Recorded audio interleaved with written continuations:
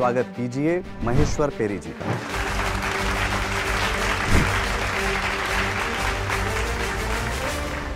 विवेक बिंद्रा क्या कर रहे थे, क्या क्या गलत था उसमें? एक प्रोग्राम था उनका IBC, इंटरनेशनल बिजनेस कंसल्टेंट। वो प्रोग्राम सरासर फर्जी है। वो ये क्लेम करते थे कि आप घर पे क्यों बैठे हो, आप ये IBC बनिएगा, आपको हर महीने 1 लाख से 10 लाख का इनकम मिलेगा, और अगर नहीं मिलेगा तो मनी बैक गारंटी।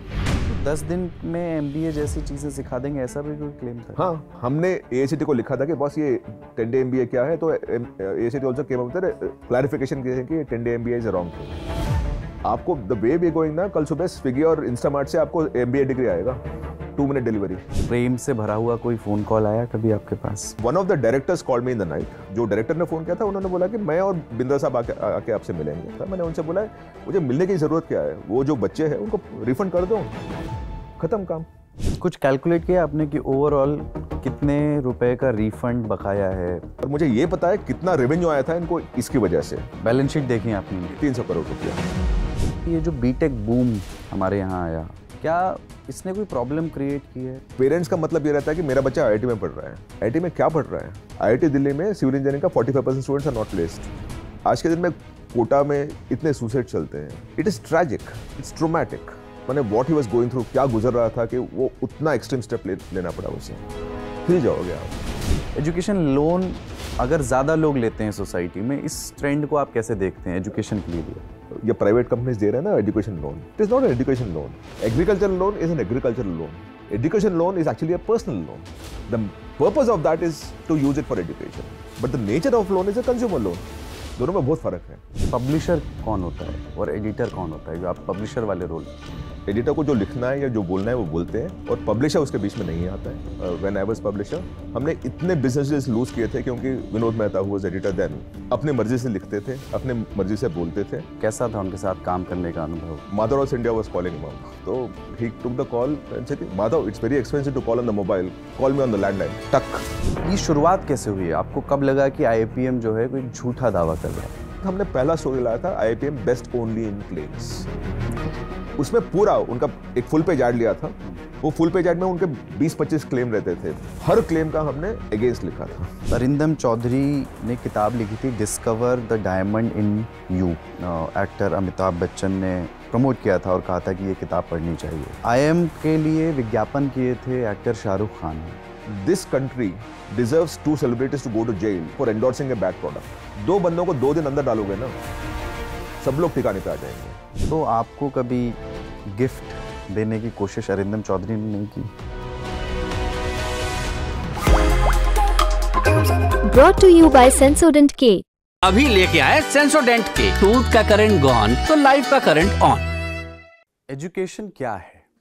किसी के लिए वो जीवन के शुरुआती सबक देने वाला एक माध्यम है, और किसी के लिए एक सस्टेनेबल बिजनेस मॉडल है। हमारे इर्द गिर्द जब वैसे भी बहुत सारी चीज़ें व्यापार हो गई हैं, तो एजुकेशन इंडस्ट्री के खड़े हो जाने पर हैरान क्यों होना?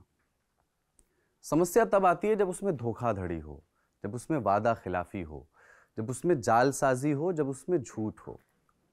अच्छा लगता है कि इस दौर में, शिकारियों के इस दौर में, कोई हरकारे लगाने वाला हो, कोई हो जो आगाह करता हो, कोई हो जो ये बता सके कि मगध पर आक्रमण की खबर अफवाह है, कोई हो जो बता सके कि वाकई भेड़िया आ रहा है या ये किसी चरवाहे की शरारत है।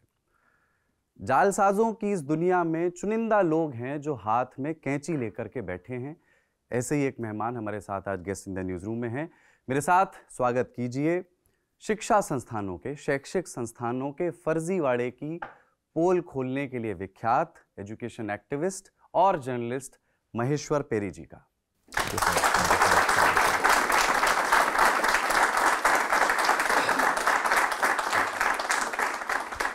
बहुत शुक्रिया सर, पहले तो आपने कि समय दिया हमें। आपको आपका सही परिचय क्या हो गया? एजुकेशन एक्टिविस्ट कहें आपको, एजुकेशनिस्ट कहें, या जर्नलिस्ट कहें? जर्नलिस्ट तो आप रही हैं। I think educationist is a better word, क्योंकि एक्टिविज्म ना, it has all shades.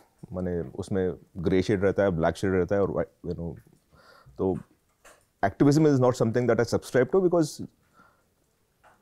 in a sense वो you're always anti something, right? I'm not anti everything. I think थोड़ी चीज़ों में अच्छी when things are मैंने सब ठीक चल रहा है तो you don't need to fight against that. You don't need to आपको उसके खिलाफ खड़े रहने की ज़रूरत नहीं पड़ती है. और जहाँ आपको लड़ना है तो it should be normal. आपको you don't need to keep fighting everything for the heck of it. तो from that perspective I don't want to be an. ठीक है, एजुकेशनिस्ट। मैं IIPM जो अरिंदम चौधरी का उपक्रम था और जो अब नहीं है, बंद हो गया एक लंबी कानूनी लड़ाई के बाद, और जिसके खिलाफ लड़ाई आपने छेड़ी शुरू की उस दौर में, उस पर बात करूँगा। रिसेंटली जो विवेक बिंद्रा वाला मसला हुआ जिसमें आप बहुत सक्रिय रहे, संदीप माहेश्वरी ने जो आरोप लगाए थे, उन आरोपों को एक डेटाबेस देने के लिए आपने एक भूमिका निभाई, उस पर बड़े सक्रिय रहे। उन सारे अनुभवों पर अपन बात करेंगे, लेकिन पहले शुरुआत थोड़ा आपके बारे में करते हैं। आप आंध्र प्रदेश से आते हैं, थोड़ा अपने बचपन के बारे में बताइए। बचपन कैसा था आपका? मैं आपके बारे में रिसर्च कर रहा था तो हमारी टीम ने बताया कि आंध्र प्रदेश की गवर्नमेंट ने फंड की थी आपकी एजुकेशन। वो क्या था पूरी कहानी? तो आपको ना, अगर आज के दिन में जाके दिल्ली में कहीं भी कोई भी सिविल सर्वेंट से बात करोगे तो आपको ये पाओगे कि ज़्यादा से ज़्यादा लोग पब्लिक शिक्षा से, गवर्नमेंट शिक्षा से गुजरे होंगे, बिकॉज वो ज़माने में private education was not as big, right?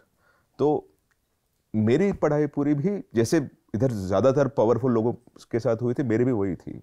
Government school, government college, residential college, जहाँ सरकार आपका खाना पीने का खर्चा भी देती है और पढ़ाई का भी खर्चा देती है, of course based on a merit, है ना। सो मेरी पढ़ाई AP रेजिडेंशियल जूनियर कॉलेज में हुई थी, वो जो नागार्जुन सागर में थी, जहाँ आपका पूरा खर्चा 14 रुपये था साल का, जहाँ आपको हॉस्टल मिलता है, खाना मिलता है, पढ़ाई मिलती है। और मुझे इसमें गर्व है क्योंकि आज के दिन में 20-25 IAS ऑफिसर जो दिल्ली में बैठे हैं पूरे उधर से पढ़ के आए हैं।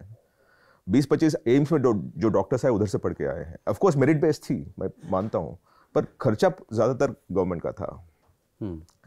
और जब भी आप पब्लिक एजुकेशन से आते हो ना, तो आपका नज़रिया बदल जाता है, क्योंकि आपको पता चलता है कि जो 1 लाख रुपए हर महीने कमाने वाला है और जो 10 रुपये महीने में 1000 रुपये कमाने वाले, दोनों एक ही क्लासरूम में पढ़ते हैं और एक दूसरे का प्रॉब्लम समझते हैं।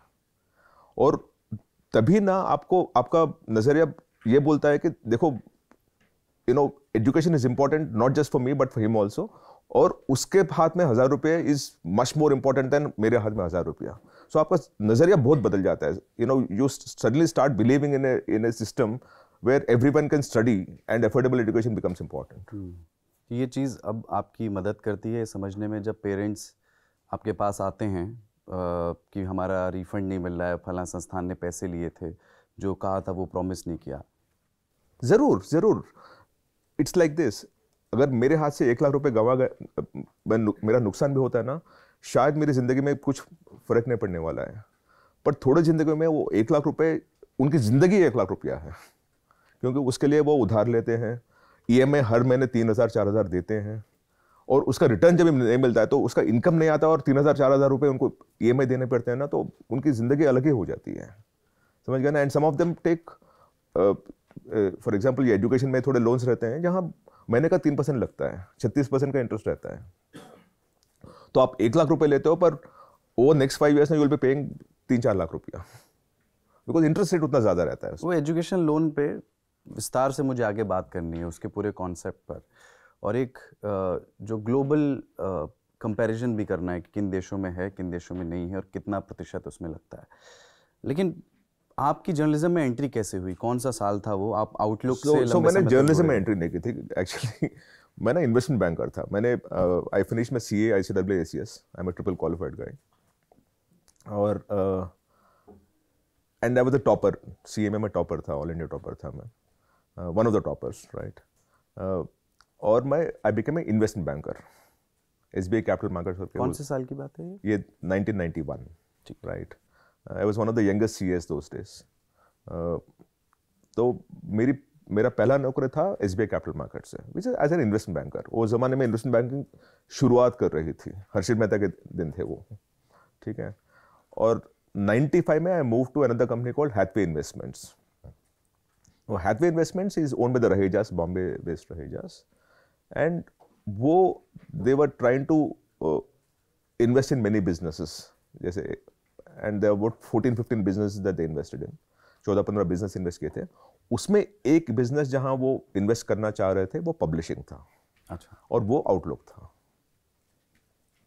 तो आउटलुक में मैं इसकी वजह से आया क्योंकि मैं अच्छा इन्वेस्टमेंट बैंकर था और मैंने ये आइडेंटिफाई किया था कि मैगजीन पब्लिशिंग में 1995 में बहुत बड़ा स्कोप है, क्योंकि आपके पास वीक था, संडे था, which is one magazine, and then सबसे बड़ा मैगजीन जो था इंडिया टुडे, वो फोर्टनाइटली था।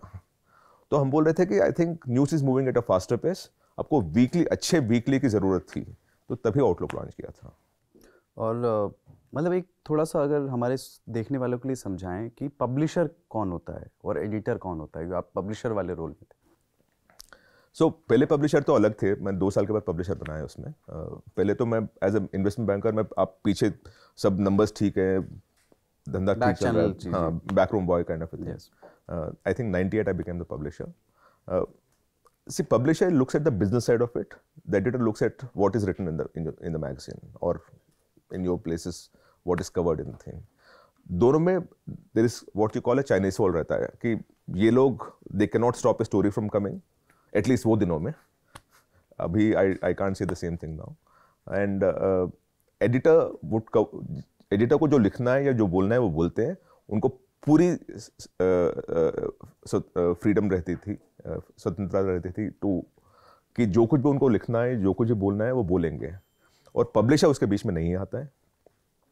एंड मेरे ज़माने में व्हेन आई वाज पब्लिशर, हमने इतने बिजनेसेस लूज किए थे क्योंकि Vinod Mehta who was editor then, वो अपने मर्जी से लिखते थे, अपने मर्जी से बोलते थे, और हमारा धंधा बहुत इफेक्ट होता था, बट हमने we survived that because Vinod was completely truly an independent editor. बहुत किस्से सुने उनके, हमारी पीढ़ी के पत्रकारों ने। हाँ जी। क्या बोले, थोड़ा विस्तार से बताइए कैसा था उनके साथ काम करने का अनुभव। विनोद ना बहुत कम मिलते हैं। मैं सुमिता विनोद की wife who still I am in touch with her. The loss of Vinod so early is a loss for journalism. और मैं बोलूं क्यों। विनोद मेहता एक ऐसे शख्स थे जो टीवी चैनल्स में जाके वो जो एंकर को गाली दे सकते थे, उनकी शख्सियत इतनी बड़ी थी। वो कुछ बोलते हैं तो लोग सुनते हैं। अर्नब गोस्वामी के शो में जाके एक ग्लास पकड़ के बात करते हैं, वो समझ गए ना, बहुत वायरल हुआ था वो। हाँ जी, पर सच बात करते हैं। तो ग्लास छोड़ दीजिए, वो जो बोले वो देखिएगा, उसमें कुछ गलत नहीं रहता है उनका। उन्होंने अपने कुत्ते को एडिटर का नाम दिया है। उनके कुत्ते का नाम एडिटर है, because he used to treat, he used to say कि यार दैट्स वेयर यू आर। तो उनके कुत्ते का नाम एडिटर रखा है उन्होंने, राइट। और the good thing about Vinod, अगर वो कवर करते हैं ना किसी को, मुझे याद है एक जमाने में हमने एक स्कैम के बारे में लिख रहे थे, और 3 दिन से the top most people in the country वो calling him up to stop the story. 3 दिन उन्होंने फोन उठाया नहीं। मैगजीन हाथ में आने के बाद ही कॉल्स अप सेइंग कि you try to call me, I am sorry I could not take your call, because he would not take a call when the story was in the. कौन सी story थी, अगर आप बताना चाहें, मतलब कौन से स्कैम की बात है? Scorpion scam, scorpion submarine scam, right. और उनकी सिंप्लिसिटी अलग ही थी। उनको 1 करोड़ में कितने जीरो है पता नहीं रहता है, ठीक है। कोई और 95 में mobile phone was very expensive. मैंने हर मिनट में 15 रुपये 20 रुपये लगते थे। तो मुझे एक दिन याद था, mother of India was calling him up on something. तो he took the call and said, Madhav it's very expensive to call on the mobile, call me on the landline. टक। आज के दिन में ये कोई नहीं कर पाता है। कोई मंत्री फोन करता है तो खड़े रह के बात करते हैं लोग, समझ गए ना। विनोद में इतनी ताकत थी, और वो ताकत इंटेग्रिटी की थी। When he became the editor, he had a flat. When he died as an editor 15 years down the line, he still had the same flat. He did not add a single asset piece.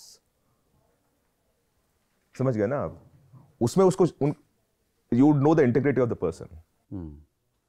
तो उनके साथ आपने काम किया, और फिर आप outlook से अलग हुए करियर हाँ। अलग होते ही करियर 360 डिग्री जी, तो जब भी मैं व्हेन आई डिसाइडेड, देखो आउटलुक में मैंने 95 में ज्वाइन किया था मैंने, एंड 2005 में 10th एनिवर्सरी में मैंने अपने प्रमोटर को बोला था कि देखो कहीं ना कहीं मैं निकल जाऊंगा, बिकॉज 10 साल काम किया। तो उन्होंने बोला कि महेश और 2 साल दे देना, बाद में निकल जाना। 12 साल हो गए थे। देन ही सेड कि यार 14 साल कर दे, वो लाइफ टाइम बनता है। वो बोलते हैं ना लाइफ टाइम इज 14 साल, जो कुछ भी है। पर जिस दिन Vinod was stepping out, there was no way I could work with anyone else. So आप ये बोल सकते हैं कि मैं और विनोद दोनों मिलके एक ही टाइम पीछे हटे हैं, बिकॉज हम दोनों की पारी 14 साल की थी, 14-15 साल की थी हम दोनों की पारी। उसके बाद और कोई भी नहीं आएगा तो इट इज बेटर कि दोनों एक ही टाइम चेंज हो जाए। हम पीछे थे, चेंज करवाया था और हम पीछे हट गए। करियर 360 डिग्री आपने उसके फाउंडर हैं, उसके बारे में थोड़ा सा बताइए।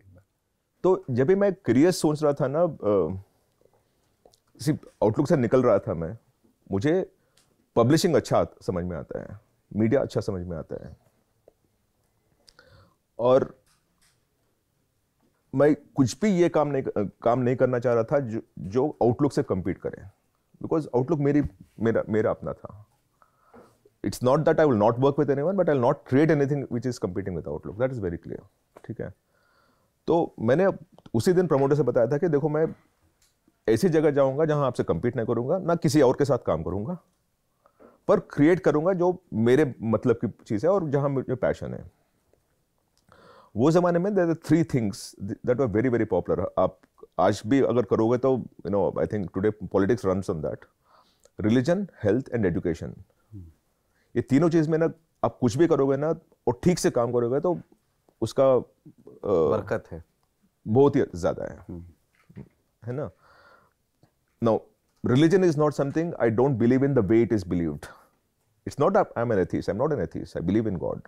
पर जैसे ये लोग मानना चाहते हैं वो हिसाब से मैं नहीं मानता हूं, तो उधर नहीं जाना था मुझे। हेल्थ मुझे समझ में नहीं आता है, और एजुकेशन की वजह से मैं इधर बैठा हूं, तो मैंने बोला एजुकेशन पकड़ूंगा, राइट।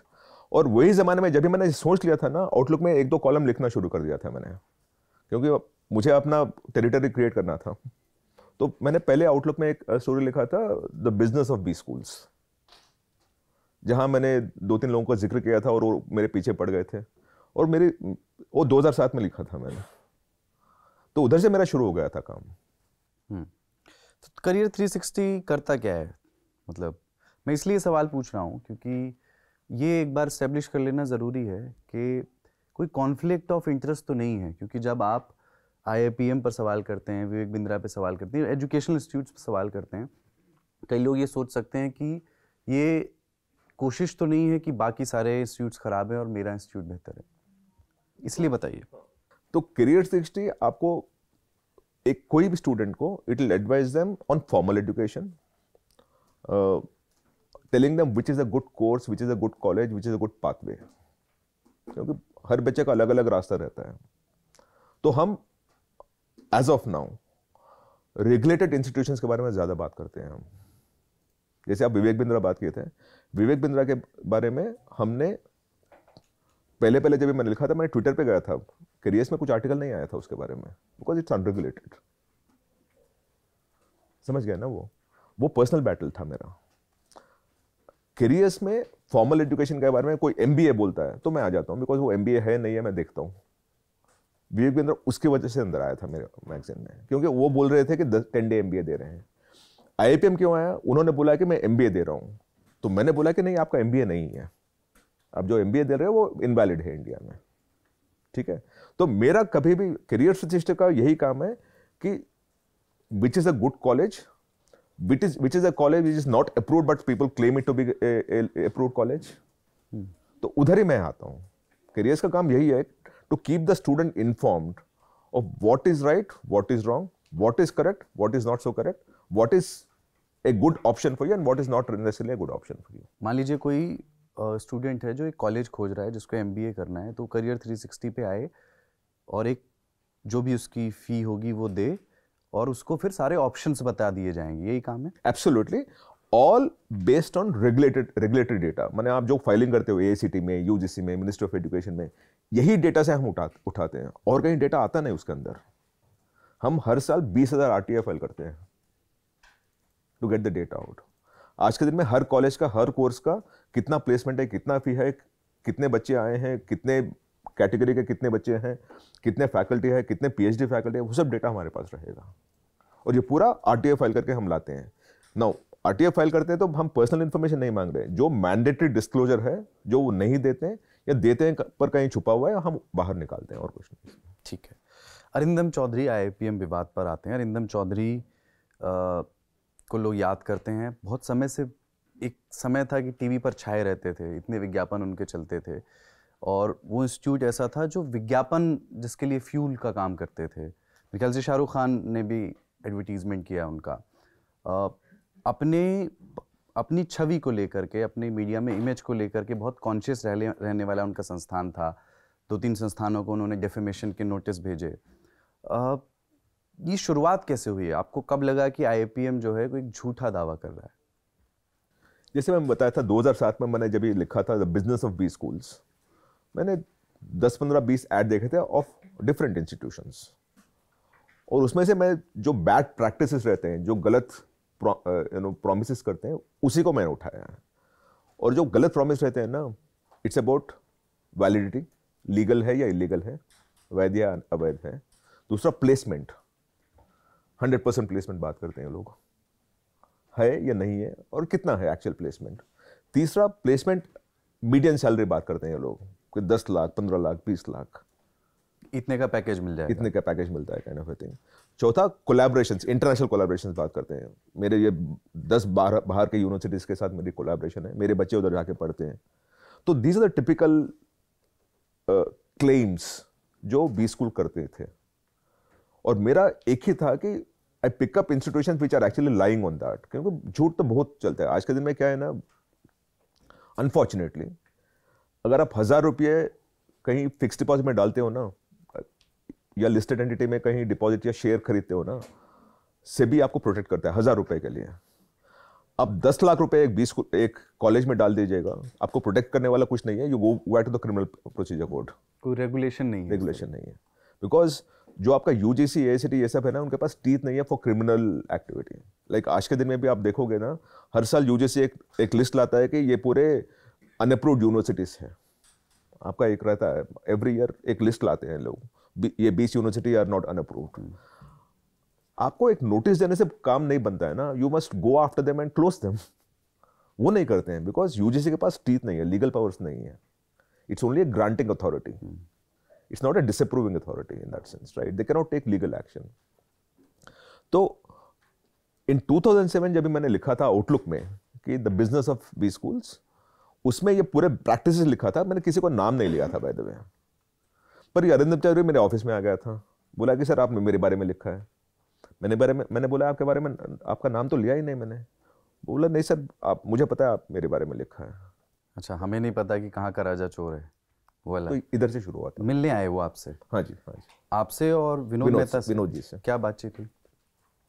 तो विनोद के पास गए थे वो पहले, because obviously he thought Vinod was, तो विनोद ने बोला कि महेश के पास जाइए बिकॉज महेश ने लिखा है, तो महेश से बात कर लीजिएगा आप। और मेरे पास आए थे तो मैंने बोला कि देखो इसमें कुछ झूठ है तो बता देना, मैं विड्रॉ कर लूंगा। झूठ नहीं है तो ये जो है सो है। देखिए जब भी आप लिखते हो ना, मैंने इन कोई भी पत्रकारिता में जब भी आप लिखते हो तो दिमाग में आपको रहेगा कि ये लिखने से ये प्रॉब्लम होने वाला है, क्योंकि मेरा आर्टिकल गलत है या ये बंदा गलत है। वो रिस्क आप लेते हो? जी, वो रिस्क तो लेते हो। जब भी मैं लिख रहा था, मैंने इसलिए नाम नहीं लिखा था क्योंकि मुझे पता था कि ये अकेला बंदा नहीं है और ऐसे 10-15 लोग हैं। तो मैंने वो 10-15 लोगों के बारे में लिखा था। ऑफ कोर्स इसका भी उसमें नाम, मैंने I knew this fellow also was lying, पर it is not against one single institution. पर जब ये आया था then I didn't have an option. इसमें जो दो तीन जो आपने पैरामीटर बताए कि डेटा गलत है, फेक फॉरेन कोलैबोरेशन की बात है, और प्लेसमेंट 100% क्लेम कर रहे हैं जो कि नहीं। Illegality, the other thing is very important, legal और इलीगल। मैं आपने कैसे वेरीफाई किया? मतलब आप जिसको कहते हैं ना कि सच की तलाश, फैक्ट चेक कैसे किया, वो मीजर्स कौन से हैं आप? Go to the thing, for example जब भी आपने any PGDM course AICTE approve करता है, ठीक है, all India council of technical education, उनको हमने मेल लिखा था कि बॉस ये एमबीए पीजीटीएम और एमबीए बोलता है, ये इज इट ट्रू और नॉट? उनका रिस्पॉन्स है नहीं। प्लेसमेंट, उन्होंने 10 कंपनी का नाम लिखा दिया था, वो 10 कंपनी को हमने लिखा था कि ये आईआईपीएम बोलता है कि आपके कंपनी में ने इधर से प्लेसमेंट किया था और ये सैलरी है, इज इट करेक्ट और नॉट? बार्कलेस बैंक, ग्रिड, ये सब थे उसमें नाम, उन्होंने ना बोल दिया, ठीक है। Then the median salary, then 100% placement. 100% placement में इज इंटरेस्टिंग स्टोरी था। रैंकिंग में इनका 100% प्लेसमेंट था, पर मेरे पास एक पेरेंट आया था और बोलता कि सर 100% नहीं, ये 99% हो सकता है, पर 100% तो जरूर नहीं है, क्योंकि मेरा बच्चा इधर जो बैठा है इसको तो प्लेसमेंट हुआ नहीं, तो 100% तो सवाल ही नहीं उठता। It can B 99.5% but can not be 100%। तो मैंने अरिंदम से बोला था कि can you please give me A list of all your students और कहाँ कहाँ प्लेस हुए हैं। उसने बोला कि नहीं मैं नहीं दूंगा क्योंकि ये कॉन्फिडेंशियल है। मैं बोल रहा हूँ आप क्लेम कर रहे हो 100%, उसी तो मैं पूछता हूँ, नहीं तो क्यों पूछूं मैं आपसे। उसने दिया नहीं, तो I went back to Outlook and एक नोटिस छापा था मैंने कि आईआईपीएम पूरा रॉन्ग डेटा देता है, उसकी वजह से आज से आईआईपीएम से हमारा कुछ भी लेना देना नहीं रहेगा, ना ऐड लेंगे ना उनका कुछ रैंकिंग करेंगे। तो एक नोटिस लिया था मैंने अपना मैगजीन में। वो नोटिस से उसको बहुत गुस्सा आ गया, वापस ऑफिस आ गया था और विनोद को से बात किया और मेरे से बात किया था। पर तब तक ना I was on my way out into careers, मैंने I was moving that entire thing to careers and all. तो आई वेटेड फॉर 3 एंड तभी ना ही वेंट आफ्टर मी। तो पहले एक इंजंक्शन लिया था बिकॉज उसने बोला कि ये महेश मेरे अगेंस्ट लिख रहा है तो ये कुछ भी नहीं छापना है, तो इंजंक्शन लिया, दिल्ली हाई कोर्ट से इंजंक्शन आया था। I moved to careers, got the injunction vacated, not vacated but modified, जहाँ इंजंक्शन बेसिकली वर्स कि आप कुछ इनके अगेंस्ट कुछ भी नहीं लिखना चाहिए, ठीक है। मॉडिफिकेशन क्या हुआ था हाई कोर्ट का, बिकॉज जब ये इंजंक्शन रहता है ना, अगेन पत्रकारिता में this is very important, I don't know whether people do it still. जब भी आपके पास इंजंक्शन आता है तो अच्छे पत्रकार वो इंजंक्शन को वेकेट करने के लिए सब कुछ कोशिश करते हैं, ठीक है। तो हमने भी वही काम किया था। जब भी वो इंजंक्शन लेते हैं तो they give a set of reasons why कि आप नहीं लिख सकते इस बारे में, क्यों, है ना। तो मैंने वो हर एक रीजन का प्रूफ दिया था कोर्ट को कि आपने बोला है कि 100% प्लेसमेंट नहीं है, हमने बोला नहीं है, ये देखिएगा। So we actually started investigating that story because वो इंजंक्शन मुझे वेकेट करवाना था। तो मेरा lot of effort went into journalism to ensure that the injunction was vacated. वो सब ले जाके दिल्ली हाई कोर्ट में गए थे हम लोग, और हमने बोला था कि देखो ये सब हमारे पास प्रूफ है, पब्लिक इंटरेस्ट में पब्लिश करना है नहीं करना है आप बताइएगा। कोर्ट ने वो सब देखा था और वो पूरा ब्लैक एंड व्हाइट में था। उन्होंने इंटरनेशनल कोलैबोरेशन विद 10 यूनिवर्सिटी बोले थे, वो 10 यूनिवर्सिटी बोलते हैं कि हमारे पास तो इनका कुछ लेना देना नहीं है। प्लेसमेंट बात कर रहे थे, वापस वही था। तो then Delhi high court modification कैसे कहता, इंजंक्शन वेकेट करना बहुत मुश्किल होता है because the case has to end then only it will be vacated, but modification थोड़ी आसान होती है। तो मॉडिफिकेशन ये था कि I which is Mahesh Peri can publish what I want as long as I give a space for Arindam Chaudhary to respond in half a page with the right of me to rebut that half a page also. तो it's as good as vacation. उसके बाद हमने पहला story लाया था IIPM best only in claims. अच्छा, उसमें पूरा उनका एक फुल पेज ऐड लिया था। वो फुल पेज ऐड में उनके 20-25 क्लेम रहते थे, प्लेसमेंट। आपकी ही मैगजीन में ऐड गया था? कैरियर्स में गया था। अच्छा, कैरियर्स में नहीं, कैरियर्स में हमने एक स्टोरी किया था, वो टाइम्स ऑफ इंडिया में फुल पेज ऐड रहता था उस जमाने में। उस ऐड का जिक्र करें जी। तो पूरा फुल पेज ऐड लिया था, उसमें हर claim at a very minor level 25-26 claim थे उसमें, हर क्लेम का हमने अगेंस्ट लिखा था। पर उसमें one of the things about journalism is again this, आप ना ओपिनियन नहीं देना चाहिए बिकॉज जब भी आपको पता है कि ये कोर्ट कचहरी में जाने वाला है तो आप ओपिनियन, आपके एडजेक्टिव्स सब आपके पास रखिएगा, डील विद फैक्ट्स। एक ये वाली भी कहानी है कि आईआईपीएम ने क्लेम किया था कि वो IMI बेल्जियम नाम के एक इंस्टीट्यूट से डिग्री देता है और फिर बाद में उन्होंने वो क्लेम को बदल दिया और कहा कि वो यूनिवर्सिटी ऑफ बकिंघम से दे रहे हैं, फिर आपने उसकी तहकीकात की। तो जब भी इधर ये MBA वो दे रहे थे तो first they were going for state universities, Karnataka state university और मैसूर ये सब चल रहा था इनका, और एक और था MS यूनिवर्सिटी जो नॉर्थ ईस्ट में एक है, महात्मा गांधी यूनिवर्सिटी। तो हमने उसको क्लेम बस किया था, तो तभी ये आके ना उसका धंधा इफेक्ट हो रहा था। तो उन्होंने बोला कि नहीं नहीं, हम तो इंडिया का क्या, हम IMA बेल्जियम से दे रहे हैं। तो हमने, जैसे इंडिया में UGC रहता है, उधर एक ऑर्गेनाइजेशन रहता है NBAO, तो हमने NBAO को लिखा है कि ये IMA बेल्जियम करके आपके पास एक इंस्टीट्यूशन है जो इंडिया में डिग्रीज दे रहा है, can you tell us whether it's legal और नॉट। तो NBAO wrote back to us saying कि this is illegal and if anyone claims themselves to be masters they'll be prosecuted in the European Union। तो हमने वो article छापा है कि boss ये IMA बेल्जियम का जो डिग्री दे रहा है ये भी अवैध है। Then the next day a full page ad came saying कि we are giving degree from University of Buckingham which is UK। Now UK में ना जैसे आपका UGC रहता है, उधर एक और ऑर्गेनाइजेशन रहता है QAA, it's a quality assurance thing for their own higher education। We wrote to QAA saying कि आपका University of Buckingham इधर इंडिया में डिग्री दे रहा है through IIPM, have they got that approval for that partnership to give those degrees? Then University of Buckingham wrote to us because they were rattled। So उन्होंने हमको लिखा था कि हम अभी नहीं दे रहे, it's in discussion but nothing has been finalized। तो then we wrote back saying कि University of Buckingham को का जो डिग्री है दे सकते हैं, देना चाहते हैं, वो नहीं दे सकते हैं because it's not an approved degree there also। So at every level हमें वो जो एड फुल पेज एड ले रहे थे उसके अगेंस्ट हमको we were responding to it through proper investigation. तो जिन लोगों को डिग्रीज दी इन्होंने, सो कॉल्ड डिग्रीज, उसका मतलब सिर्फ एक कागज का पत्र टुकड़ा भर था, टिश्यू पेपर। और मतलब आप चूंकि उन लोगों के संपर्क में शायद हों या वास्ता रहा हो उस समय, जिन्होंने डिग्री ली उनको करियर में क्या क्या दिक्कतें आई, क्योंकि वो आदमी ने उतना समय और पैसा लगा करके, उसको लग रहा है कि उसने MBA की डिग्री ले ली है, वो लेकर के वो मार्केट में नौकरी लेने भी गया होगा। वो तो गिल्ट रहेगा मेरा, है ना। अगर मैं इसके बारे में नहीं बात करूंगा तो ये टू परपेचुएट चलता रहेगा, कहीं ना कहीं तो इसको रोकना ही है। तो there were a couple of batches that were affected,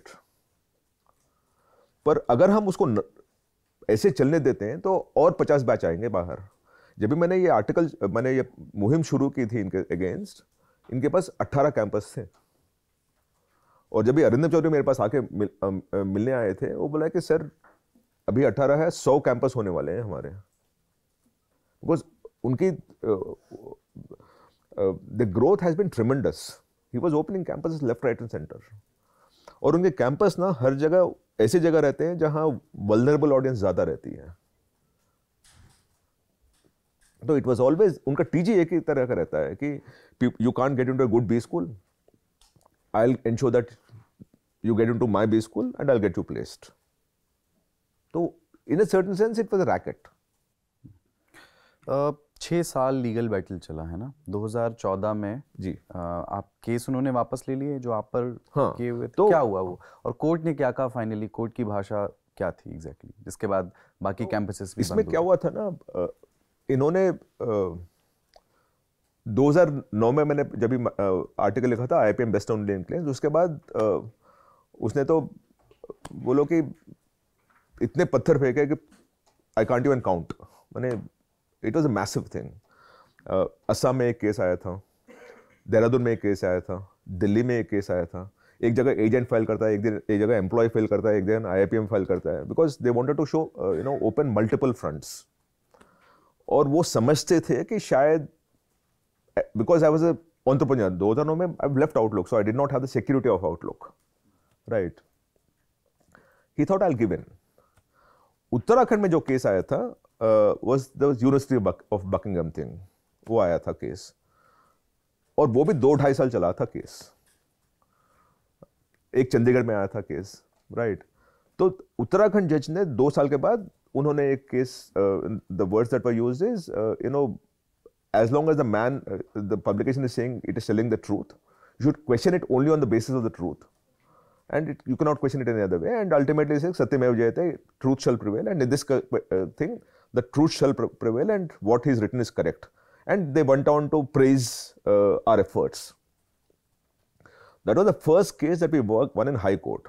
और वो केस में क्या हुआ था, पहले ऑफ कोर्स मेजिस्ट्रियल कोर्ट से जा रहे थे, and I was very clear कि मैं इधर नहीं जाऊंगा, ये I don't want to appear in lower court because वो अरेस्ट कर देते हैं मुझे, बिकॉज तो क्रिमिनल नॉन बेलेबल वारंट था, मी एंड माय वाइफ, ठीक है. तो नाउ लोअर कोर्ट्स में it's always a questionable thing, कहाँ क्या जाएगा आपको पता नहीं रहता है. It's always a dicey thing.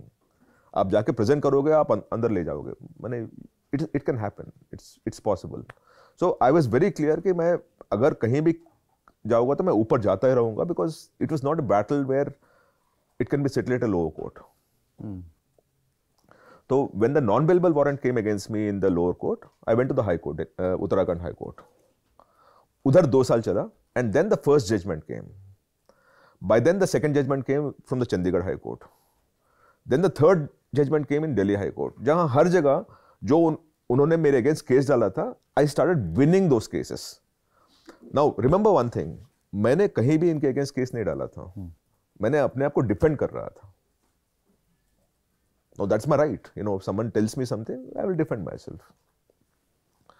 So when जब भी 3 हाई कोर्ट से मेरे पास ऑर्डर आ गए थे, और अलग अलग चीजों पे ऑर्डर आए थे, एक बकिंगम के बारे में, एक इधर के MBA के बारे में वगैरह, तभी मैंने सुप्रीम कोर्ट जाके बोला था कि देखो मेरे पास 3 केस मैंने जीत गया, अभी असम में पड़ा हुआ है और कहीं पड़ा हुआ है, तो can you please combine all other cases and fight it in the supreme court और give it to Delhi high court. Because इनका चाल क्या था, मुझे हर जगह ड्रैग करना था. अलग अलग जगह पे. जी. असम में कामरूप में एक केस था मेरा, मैं 10 बार जा चुका था उधर. कामरूप जाने के लिए क्या होता है, आपका केस कभी आता है आपको पता नहीं रहता है. तो पहले दिन, एक दिन पहले जाना पड़ता है, दूसरे दिन शाम में आपका केस आता है, और तीसरे दिन आप उधर से निकलोगे, बिकॉज फ्लाइट टाइमिंग से सच. क्लासिक लीगल टैक्टिक्स, अलग अलग जगहों पर वो चिलिंग इफेक्ट बोलते हैं वैसे, है ना. तो लॉयर भी 3 दिन. No I want a senior lawyer. तो मेरी जिंदगी में एक ही लॉयर को मैंने किया था, एक ही लॉयर के साथ मैं काम किया था, बिकॉज आप ऐसे मुहिम तभी लड़ पाओगे जब भी आपका लॉयर ना आपके साथ रहे और आपके सच्चाई के बारे में वो पूरे ताकत के साथ लड़ पाएंगे. वो सीनियर लॉयर थे मेरे. सीनियर लॉयर आपको पता है कितना चार्ज करते हैं, 3-4 लाख रुपए पर हियरिंग चार्ज. वो मेरे से 25,000 लेते थे, और 3 दिन, एक दिन में 5-5 हियरिंग करके वो निकाल देते हैं. 3 दिन में एक हियरिंग चलता था उनका, समझ गया ना. But when you pick up these battles, when you know that there is a lawyer who will defend you for whatever it is. मुझे एक बार याद था, यही लॉयर के पास, by the way this lawyer now is Delhi High Court judge.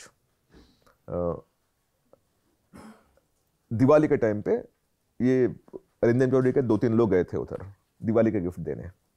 किधर गए थे? ये लॉयर के पास. अच्छा.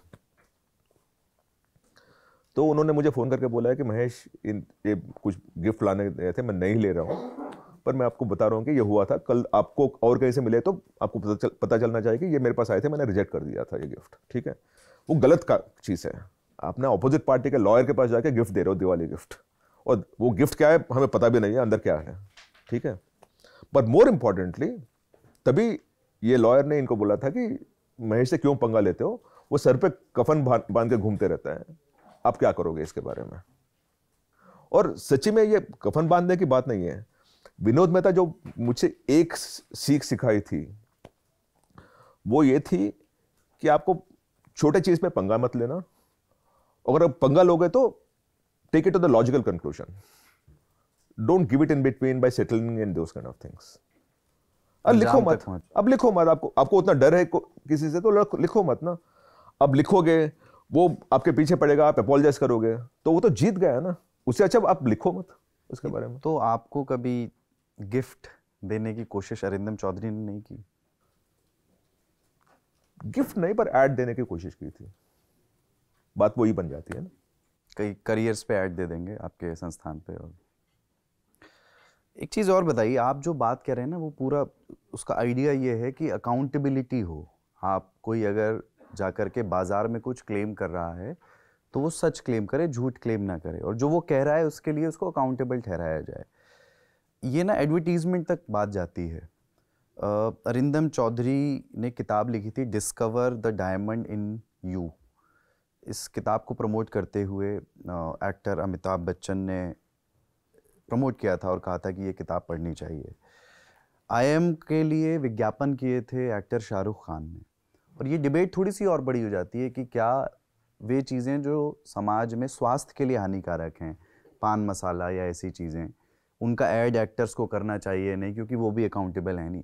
इस मसले पर आप क्या देखते हैं? क्या आप इनको अलग अलग करके देख पाते हैं? नहीं, मैं अलग नहीं कर पाऊंगा।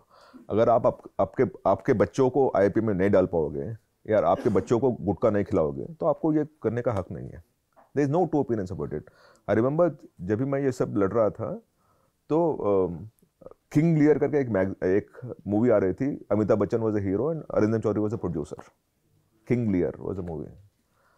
और वो मुझे अपने कैंपस में बुला रहा था कि Amitabh sir wants to meet you and all. वो ना मुझे जानते हैं ना मैं उन्हें जानता हूँ, वो क्यों बुलाएं? I refuse to go. ठीक है। The thing about endorsement is थोड़ा ड्यू डिलिजेंस करनी चाहिए आपको and step back if you think you are being made to sell a lie. थोड़ा ड्यू डिलिजेंस, और इसमें रॉकेट साइंस नहीं लगती है। अगर आप नहीं करते हो then you deserve to be hauled. And I genuinely believe आज के दिन में, I am not going after a person, पर this country deserves 2 celebrities to go to jail for endorsing a bad product, to set an example for everyone to do the due diligence. 2 बंदों को 2 दिन अंदर डालोगे ना, सब लोग ठिकाने पे आ जाएंगे, और वो करना चाहिए हमें। हमारे जो रिसर्चर हैं उदय इस शो के, वो आपके बारे में रिसर्च के लिए उन्होंने आपके किसी एक दोस्त से बात की और उन्होंने ये कहा, मैं इस सवाल को यहीं पर इसलिए पूछ रहा हूँ जो अभी आपने कहा, कि थोड़े से प्योरिटन अप्रोच के हैं, शराब और सिगरेट को हाथ नहीं लगाते, 5 स्टार होटल में सैलेड खाने जाते हैं। जो बात आप कह रहे हैं सुनने में बहुत अच्छी है एथिकली, बट एक ओपन मार्केट वर्ल्ड में एक सितारे को अकाउंटेबल ठहराना, आपको लगता है एक लीगल बेस है इसका? कंप्लीटली लीगल बेस तो रहेगा। एंड अगर आपको see what is legal base, आपको लॉ क्रिएट करनी पड़ेगा। अगर वो लॉ नहीं रहेगा तो मैं ये कह रहा हूँ ये एक बहुत प्योरिटन अप्रोच नहीं है। It's not puritan, it's not puritan, simple, it is not puritan. See आज के दिन में for example a hospital can not advertise for its services, a doctor can not solicit a patient, a lawyer can not solicit a client. These are all proper things, these are law. ठीक है। Like आज के दिन में for example हम सब companies में कोई नोटिस आता है अपने पास, और से GST का मामला है, इनकम टैक्स का मामला है, हम एक लीगल ओपिनियन लेते हैं बिफोर डिसाइडिंग ऑन दैट। ठीक है, कि अच्छा ये टैक्स नहीं करना चाहिए because legal opinion says I should not pay tax on this one because it doesn't cover this whole thing, और एक legal opinion about whether we can do this kind of program, we can say that. ये सब हम करते हैं। Celebrities को भी उस तरह का एक चेक रखना, एक ओपिनियन रखना चाहिए आपके सामने, एक basic level of due diligence. मैं ये नहीं बोल रहा हूं कि आप अंदर घुस जाओ और become an investigative agency before you take an ad, ये नहीं बोल रहा हूं मैं आपसे, but what is the due diligence you have done before you accept that ad. अगर आप कल बोलोगे ये काढ़ा पहनने से आपका कैंसर निकल जाएगा, और one of the big celebrities comes and endorses, would you agree on that? Absolutely not. Yes. Now what is the role of the celebrity then? You could have taken that ना। अगर based on जो आप बोल रहे हो वो हिसाब से तो वो ऐड ले सकता है ना, उसमें प्यूरिटन कहां से बन गया आपका? ठीक है। व्हाइट हैट जूनियर विवाद पे बात करते हैं। ये एक संस्थान है जो बच्चों को 6 से 14 इस तरह की एज है, माइनर्स को कोडिंग सिखाने का क्लेम करता है। इससे भी कुछ विवाद हुआ था आपका? हाँ जी। क्या है कहानी, कैसे? तो जो उनके क्लेम थे वो गलत थे। मैंने सी आप क्या करते हो ना, you can pick up anything and associate it with WhiteHat Junior and then do it. जैसे उनके ऐड थे कि I don't remember exactly the words, but Steve Jobs का पिक्चर डालेंगे और बोलेंगे कि there are the world requires a billion coders. नीचे व्हाइट हैट जूनियर का एक लोगो आता है। एलॉन मस्क का भी शायद, एलॉन मस्क का रहता है, बिल गेट्स का रहता है, right? By association, you're trying to say that he's endorsing White Hat Junior, which is wrong. by association. And all their ads were luring parents with, हम बोलते हैं इसको FOMO, fear of missing out. Her parent को बोलते हैं कि अगर ये नहीं करेगा तो आपका बच्चा कुछ नहीं कर पाएगा जिंदगी में. वो गलत है, सरासर गलत है. तो when I wrote about White Hat Junior, मैंने बोला है कि इनके क्लेम गलत है, जो इन्होंने एंडोर्स कर रहे हैं वो गलत है, और to that extent it must stop. And thankfully they stop the ads, but by then the damage was done. बाद में इसको बायजूस ने खरीद लिया. हाँ जी. तो बायजूस खरीदने के बाद उन्होंने ऐड रोका है, बिकॉज दे सेड कि we want to do it clean and all. Because see Byju's के बारे में एक और ऐड था उनका, I don't know whether careers में हमने छापा था ये ऐड. इन्होंने कुछ एक फुल पेज ऐड निकाला था आफ्टर सिविल सर्विस का एग्जाम रिजल्ट आते हैं ना, उसके बाद इन्होंने फुल पेज ऐड लिया था, which essentially said कि 500 out of the 1000 IAS officers are Baiju students or some such thing. ऐसा कुछ था ऐड उनका. इसका रैकेट क्या है ना, 15 लाख बच्चे बैठते हैं सिविल प्रीलिम्स में, बाद में आपका मेंस जब भी आता है ना, तब तक वो 20,000 बन जाते हैं, 10-15-20,000 बन जाते हैं. इंटरव्यू जब तक आते हैं ना, 3,000 बन जाते हैं, और 600 बच्चे IAS ऑफिसर बनते हैं. That's a thing. Funnel is that. Prelims नहीं सिखाते हैं, मेंस नहीं सिखाते हैं, पर जब भी आपके 3,000 बच्चे इंटरव्यू देने वाले रहते हैं ना, then they conduct mock interviews. आप यूट्यूब में कहीं भी जाके देखिएगा, मॉक इंटरव्यूज रहते हैं. उसमें तो 3,000 बच्चों को मॉक इंटरव्यूज दिलवाना है आपको. वो दिलवाते हैं और बोलते हैं ये बायजू का बच्चा है. वो बायजू का बच्चा नहीं था, he never did a paid service. वो बच्चा इंटरव्यू प्रैक्टिस करना चाह रहा था, तो जहां भी मॉक इंटरव्यू रहता है उधर जाके बैठ जाता है बच्चा, बिकॉज वो 6 महीने वो इंटरव्यू प्रैक्टिस करते रहता है बच्चा. अभी एक फिल्म आई, आपने देखी क्या, 12th फेल? उसमें भी जिक्र है इस फर्जीवाड़े का. हाँ जी. मुझे ये बताइए कि ये तो मिस इन्फॉर्मेशन जैसी चीज़ है एक चीज़, बट प्रिंसिपली सिंस हम एक एजुकेशनिस्ट से बात कर रहे हैं, और इतनी कम उम्र से बच्चों को कोडिंग सिखाना, प्रिंसिपली आप इसको कैसे देखते हैं? गलत है. मतलब कैसे? See the thing is like this. At one point in time, coding was equated to mathematics. तो ऐसे बेचा गया है कि the way maths is important for your child to learn, coding also is important. आज के दिन में with AI ना, you don't need to do coding. निकल जाता है अपने आप. See, maths is basic computation skills. Your mind starts working. They started equating coding with mathematics, which pedagogically it's not proven. अगर वो पेडागोजिकली प्रूवन रहेगा ना, तो schooling system will ensure that coding is done at between 6 to 14. A training institute doesn't need to come and make the claim, but lot of training institutes those days were making that claim, and the parents fear of missing out. अगर मेरा बच्चा नहीं करेगा तो neighbour का बच्चा coding करके ऊपर चला जाएगा. इसी चीज पे कैपिटलाइज कर लेते हैं संस्थान. एक चीज ये बताइए कि क्या आपको लगता है कि ये जो बीटेक बूम हमारे यहाँ आया, हर फैमिली में एक लड़का, हर दूसरी फैमिली में लोग जो बीटेक कर रहे हैं, क्या इसने कोई प्रॉब्लम क्रिएट की है कि जितनी डिमांड नहीं है उससे ज़्यादा लोग कर लिए हैं? आईआईटी में पढ़ाई करने के बाद भी इस बात की गारंटी नहीं है कि आप प्लेस्ड हो जाएंगे. वो तो कभी डेटा आपने निकाला भी था कि आईआईटी में like see the thing is, मैं कभी भी बोलता हूँ बच्चों को कोर्स चूज करनी चाहिए, कॉलेज नहीं. पर पेरेंट्स का मतलब ये रहता है कि मेरा बच्चा आईआईटी में पढ़ रहा है. आईआईटी में क्या पढ़ रहा है, आप समझ रहे हो ना? वो बात नहीं करते हैं. आईआईटी पढ़ रहा है तो आईआईटी में जाके एक ऐसा ब्रांच लेते हैं जहाँ प्लेसमेंट रहता नहीं है. आईआईटी दिल्ली में सिविल इंजीनियरिंग का 45% students are not placed. You can go and say कि मेरा बच्चा आईआईटी दिल्ली में पढ़ रहा है, but data says that they are not placed. उनका आरटीआई रिकॉर्ड्स है. ठीक है, क्योंकि आप जो पढ़े हैं उससे आपको नौकरी मिलती है, बल्कि आप जहां पढ़े हो उसकी वजह से नौकरी मिलती है. And that's very important. और बिकॉज पेरेंट को आईआईटी में बच्चे को डालना है, तो जो बच्चे को पसंद नहीं है वो कोर्स करवाते हैं. तो 4 साल बच्चा ये पढ़ता है जिसको वो पढ़ना नहीं चाहता है या नहीं चाहती है. So multiple problems in this whole thing. I think हमें ना parents, most of us parents, and I'm a parent now, some of you are not, or many of you are not, we impose our failure to do certain things and expect our children to do the same thing because we failed in that. वो it starts with a negative trend. वो कभी जिस दिन वो करे, आज के दिन में कोटा में इतने सुसाइड चलते हैं. It is tragic, it's traumatic. आप ना बच्चे के दिमाग में घुस के सोचिएगा कि क्या बच्चा माने what he was going through, क्या गुजर रहा था कि वो उतना एक्सट्रीम स्टेप लेना पड़ा उसे.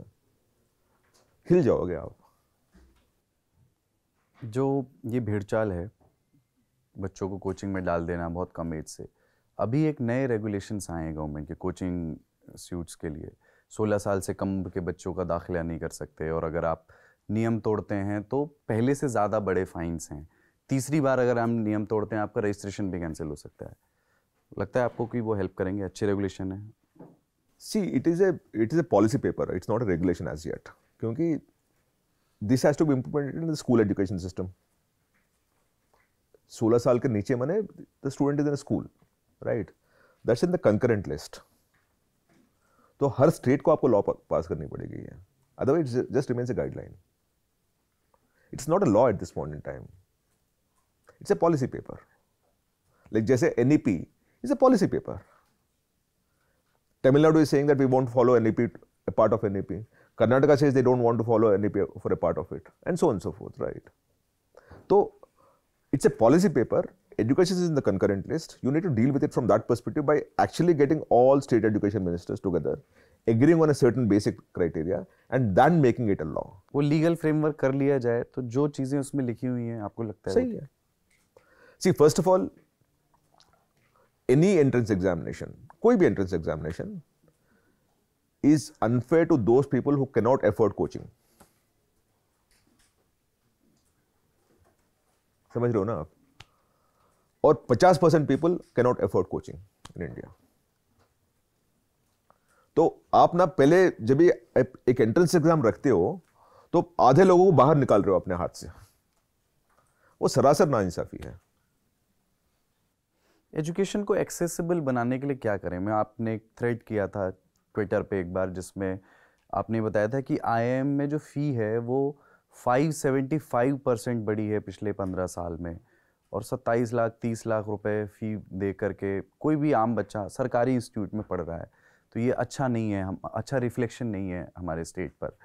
कैसे एक्सेसिबल बनाएं ऐसी एजुकेशन को, इस तरह की एजुकेशन को, कि वो सब लोग, मतलब उसका एक कॉस्ट है. By investing in education. देखिएगा, इंडिया में डेमोग्राफिक डिविडेंड बहुत बात करते हैं ना, हम लोग बात करते हैं ना demographic dividend.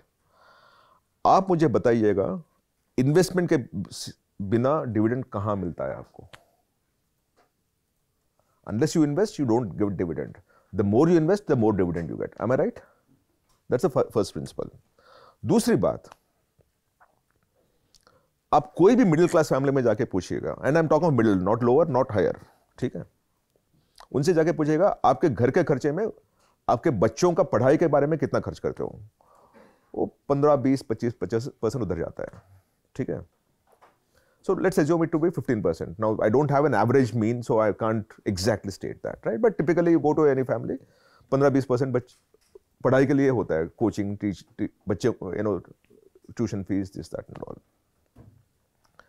The moment you become a minister or a IAS officer which is deciding the policy for the country, वो 3% हो जाता है, क्योंकि दूसरे का बच्चा है.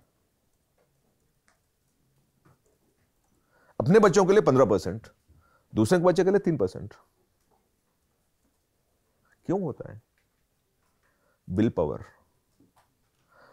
Scarcity of resources is an excuse.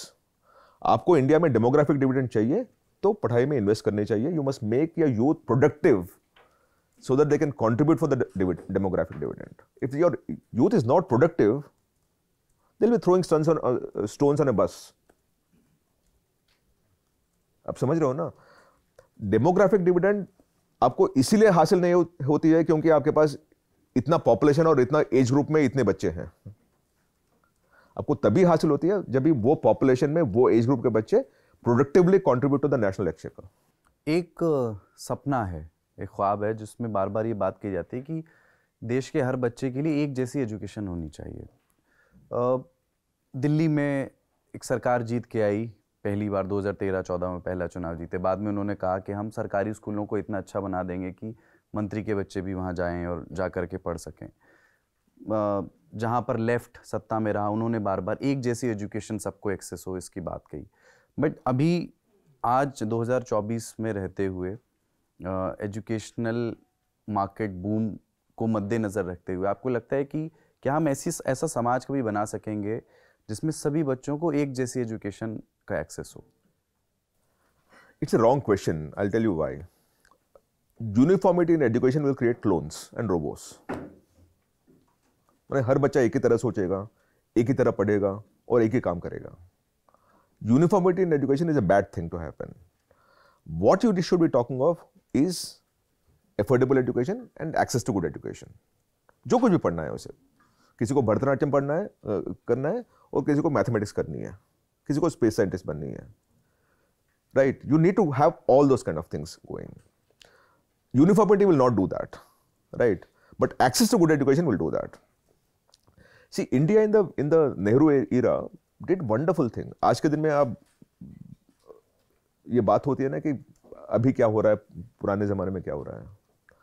IITs, NITs, AIIMS, NLUs, और any of the big things, IISER Manmohan Singh के टाइम पे आया था and all. आप ना pre-64 देखोगे ना, the mid day meal scheme, pre-64, right? ये सब जो स्कीम थे ना, जो इंस्टीट्यूशंस ऑफ नेशनल इंपॉर्टेंस आज के दिन में बोलते हैं, वो सब तभी से आए थे अपने पास.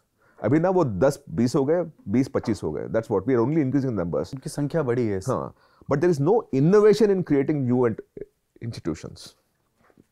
जैसे तभी IIT के बारे में सोचा था, ये IIMs के बारे में सोचा था, AIIMS के बारे में सोचा था, NITs के बारे में सोचा था, which is those days regional engineering colleges, आज NIT बन गए वो, ठीक है. और उसके बाद नेशनल लॉ यूनिवर्सिटीज आ गए थे, NID आ गया था, NIFT आ गया था, और एंड IISER आ गए थे. These are all institutions of national importance, where जब भी वो ज़माने में सरकार ने सोचा था कि इंडिया को आगे बढ़ने के लिए ऐसे बच्चे हमें चाहिए जो ऐसे पढ़ के देश को आगे बढ़ा सकते हैं. That was a larger objective, right? You wanted the best doctors, the best management people, the best engineers, the best scientists, the best space technicians. Indian Institute of Space Science Technology कभी का था. आज हम space बात करते हैं ना, कभी का था वो. पर एक ही है, दूसरा क्यों नहीं आया, तीसरा क्यों नहीं आया, उसके बाद अब आगे क्या किया आपने, वो तो है नहीं ना अभी आज के दिन में, right? So the best institutions were formed then. We are only trying to grow them in terms of numbers at this point in time. Why didn't India talk of artificial intelligence much before the world? Right? Electrical vehicles. I know cases where, आज के दिन में भी EV का programme ना 1 साल पहले approve हुआ था, whereas 5 साल से हम we have a policy paper saying we will be the biggest manufacturer of electrical vehicles. पर कोर्स नहीं था. अप्रूव्ड कोर्स कहाँ है बताइए मुझे. एक बीटेक इन इलेक्ट्रिकल व्हीकल्स करके दिखाइएगा मुझे. नहीं है वो. ऑटोमोटिव इंजीनियरिंग है, इलेक्ट्रिकल है, बट इलेक्ट्रिकल व्हीकल्स कहीं नहीं है ना. It's specialised course. तो आपको ना you need to start innovating in that space. In 90s ना आपको एक इंस्टीट्यूशन आया था, IIIT, Indian institute of information technology. Because those days they realized कि information technology would be very big, so they created an institution और 6-7 institutions आ गए आपके आसपास में. समझ गए ना? So you should always be preempting through education, saying कि now I'll create this institution and it will become the flag bearer of everything that happens. इस वाले पॉलिसी वाले मसले पर फिर से लौटेंगे. कई सवाल हैं जो आपने कहा इससे निकलते हुए, लेकिन मैं चाहता हूँ कि एक बार विवेक बिंद्रा वाले मसले की थोड़ी सी बात हो जाए. सबसे पहले मोटिवेशनल स्पीकर हैं संदीप माहेश्वरी, अगर ये उनका सही परिचय है और अगर वो इसी नाम से पहचाने जाना चाहते हैं तो. उन्होंने एक वीडियो बनाया और उन्होंने कहा कि ये बहुत बड़ा स्कैम कर रहे हैं. थोड़ा उसको समझाइए, जिन्होंने उस विवाद को अभी तक फॉलो नहीं किया है. विवेक बिंद्रा क्या कर रहे थे आपके नज़रिए से, क्या क्या गलत था उसमें? वो उनका जो एक प्रोग्राम था उनका IBC, इंटरनेशनल बिजनेस कंसल्टेंट, वो प्रोग्राम सरासर फर्जी है. It's wrong in every single sense, right? There is no pre-qualification to get in. A student who passes that gets a job to sell the same course to other set of people, which is MLM, multi-level marketing. And in a sense, it's a Ponzi scheme. Because वो claim क्या करते थे कि मैं आपको MBA में सिखाई जाने वाली चीजें इतनी कम समय में सिखा दूंगा? No, not just that. वो ये क्लेम करते थे कि आप घर पे क्यों बैठे हो, आप ये IBC बनिएगा, आपको हर महीने 1 लाख से 10 लाख का इनकम मिलेगा, और अगर नहीं मिलेगा तो मनी बैक गारंटी। ये आपका क्लेम था। वो क्लेम ये था कि मैं आपको इतना कॉम्पिटेंट बनाऊंगा कि आप हर महीने मिनिमम 1 लाख से 10 लाख तक, थोड़े लोग 20 लाख भी कमाए थे हर महीना। क्या सिखाने का वादा था कि बताएंगे क्या सिखाएंगे? How to sell, being an entrepreneur. See ये क्या है ना, आप ये भारी भड़कम जो नाम सुनते हैं ना, international business, consultant, entrepreneurship, people who not that want to be that, और सडनली कोई आके विवेक बिंद्रा आके दे रहा है तो आप ले लेते हो आप अपने हाथ में। ये देश में आप आज के दिन में, if I have to start an award saying कि global entrepreneur of the year, 1000 लोग नॉमिनेशंस आएंगे मेरे पास। मिडिल क्लास के लोगों की एस्पिरेशंस इन शब्दों के आसपास घूमती हैं। Absolutely. And it was targeting those people जो घर पे बैठे हैं, शायद ग्रेजुएशन पोस्ट ग्रेजुएशन किया है, नौकरी नहीं लगी है, और घर पे शायद हर दिन पूछा जाता है कि अभी तू क्या कर रहा है, कुछ तो कर ले जिंदगी में। That's a target audience for them. वो टीजी को पकड़े थे ये लोगों ने। इंटरनेशनल बिजनेस कंसल्टेंट करके एक प्रोग्राम बनाया था, 3-6 महीने का कोर्स था। वो कोर्स में अपने ही कोर्स को कैसे किसी को बेचना है वो समझाते थे वो लोग। कितना फी उसका लेते थे? सो फी कैन बी एनीथिंग। आपके पास 30,000 है तो 30,000 लेके बोलते हैं बाकी बाद में दे देना। आपके पास 1 लाख है तो 1 लाख ले लेंगे वो लोग। मेरे पास ये भी केस है जहां एक बच्चे ने 35,000 दिया, एक बच्चे ने 1 लाख रुपए दिया। उनको बस चिपकाना था, सिंपल सी बात है। वहां से वो कोर्स करके 3 या 6 महीने का करके जो लोग निकले, पहले उन्होंने तो मार्केट में नौकरी खोजने की कोशिश की होगी। नहीं, वो सीधा इनके पास इनका ही कोर्स बेचना शुरू कर दिया। वो कोर्स से कोई नौकरी लगने के चांस नहीं है आपको। सी ये सब क्या होता है ना, एनेक्डोटल एविडेंस बोलते हैं ना, ये ज्यादा दे सकते हैं कि दो बंदों को खड़ा कर देंगे, देखो इसने IBC किया और अभी पिछले महीने में 20 लाख कमाया है, 1000 बच्चे तालियां बजाएंगे। तो वैसे 2-3 लोगों को खड़ा करेंगे और वो उसके बलबूते बाकी सबको बेचेंगे।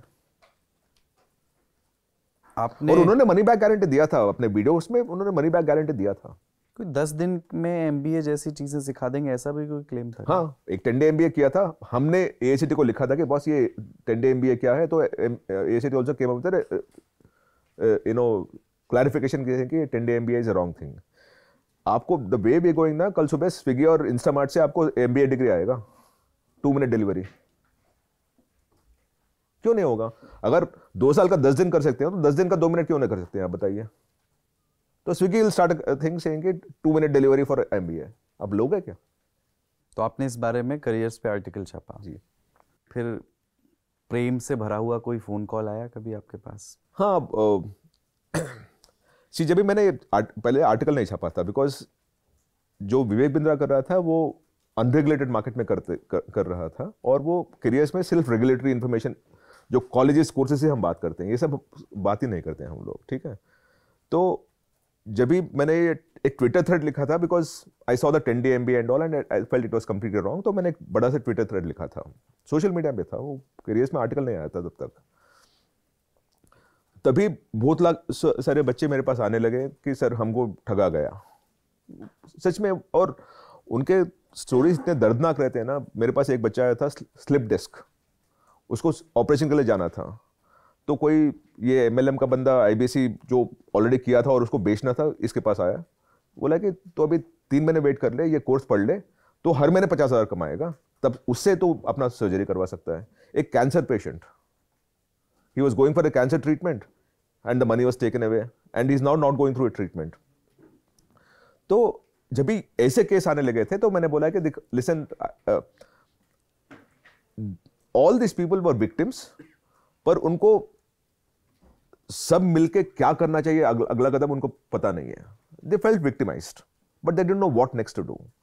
तभी मैंने बोला है कि आपको चाहिए तो मैं एक लॉयर प्रोवाइड करूंगा, वो फंडिंग मैं कर लूंगा, आप please get together and this lawyer will fight your case. And the lawyer suggested a series of steps. पहला स्टेप तो हमने किया है, अभी 2-3 स्टेप अभी आने वाले हैं, so I will keep it to myself at this point in time. तो the first thing that the lawyer said is, Mahesh, let us make it into a criminal complaint at economic offences wing, जो इधर gold market में है अपना office. तो we created a WhatsApp group and said कि listen, anyone who wants to do it, please send your name and phone number and email ID to this particular group. Please join this group and we'll keep you informed of how to go about it. माने क्या कर सकते हैं आप? हमने 2000 बच्चों victims ने उसमें ज्वाइन किया था, 2000 पीपल। ये विवेक बिंद्रा वाले ही थे सर? हाँ, विक्टिम्स ऑफ विवेक बिंद्रा करके वो ग्रुप का नाम ही था। तो there is no confusion in that. ठीक है, एक मेल आईडी भी खोला था विक्टिम्स ऑफ बड़ा बिजनेस ऐसा कुछ करते हुए। तो तभी हमने क्या किया था कि ठीक है, इतने 2000 बच्चे ज्वाइन किए तो we should file a formal complaint. तो लॉयर ने एक अच्छा सा ड्राफ्ट किया था और कंप्लेंट जो ईओडब्ल्यू में फाइल करना था, उसमें 700 बच्चों ने साइन किया था विद डॉक्यूमेंट्स, बिकॉज वो सबके लिए हमें डॉक्यूमेंट चाहिए था ऑफ लोन कहाँ से लिया है, कितना पे किया है, कभी पे किया है, वो रिसीट, वो सब चाहिए था हमें। और बाकी 1200-1300 क्यों नहीं ज्वाइन किया ये भी बता दूंगा, वो इंग्लिश में था।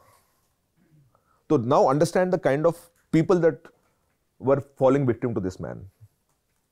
हमें मेल्स आते थे कि सर अब हमें कुछ समझ में नहीं आ रहा, can you please give it इन हिंदी। वो जो इकोनॉमिकल स्ट्रैटा था वो एग्जैक्टली। और तभी वो जब भी 700 बच्चे, हमने बोला 700 ठीक है, डोंट वरी अबाउट दैट, ये 700 से हम कंप्लेंट फाइल कर देंगे।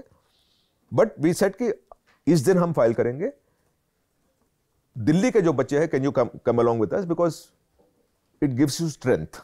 नहीं तो एक लॉयर जाके फाइल करेगा, it might not give strength, right. 46 people turned up at the economic offences wing. एक बच्चा ना हैंडीकैप्ड, चल नहीं पाता है, वो क्रॉल करते हुए आया है, उसके लिए वो पैसा 75,000 was very very important for him.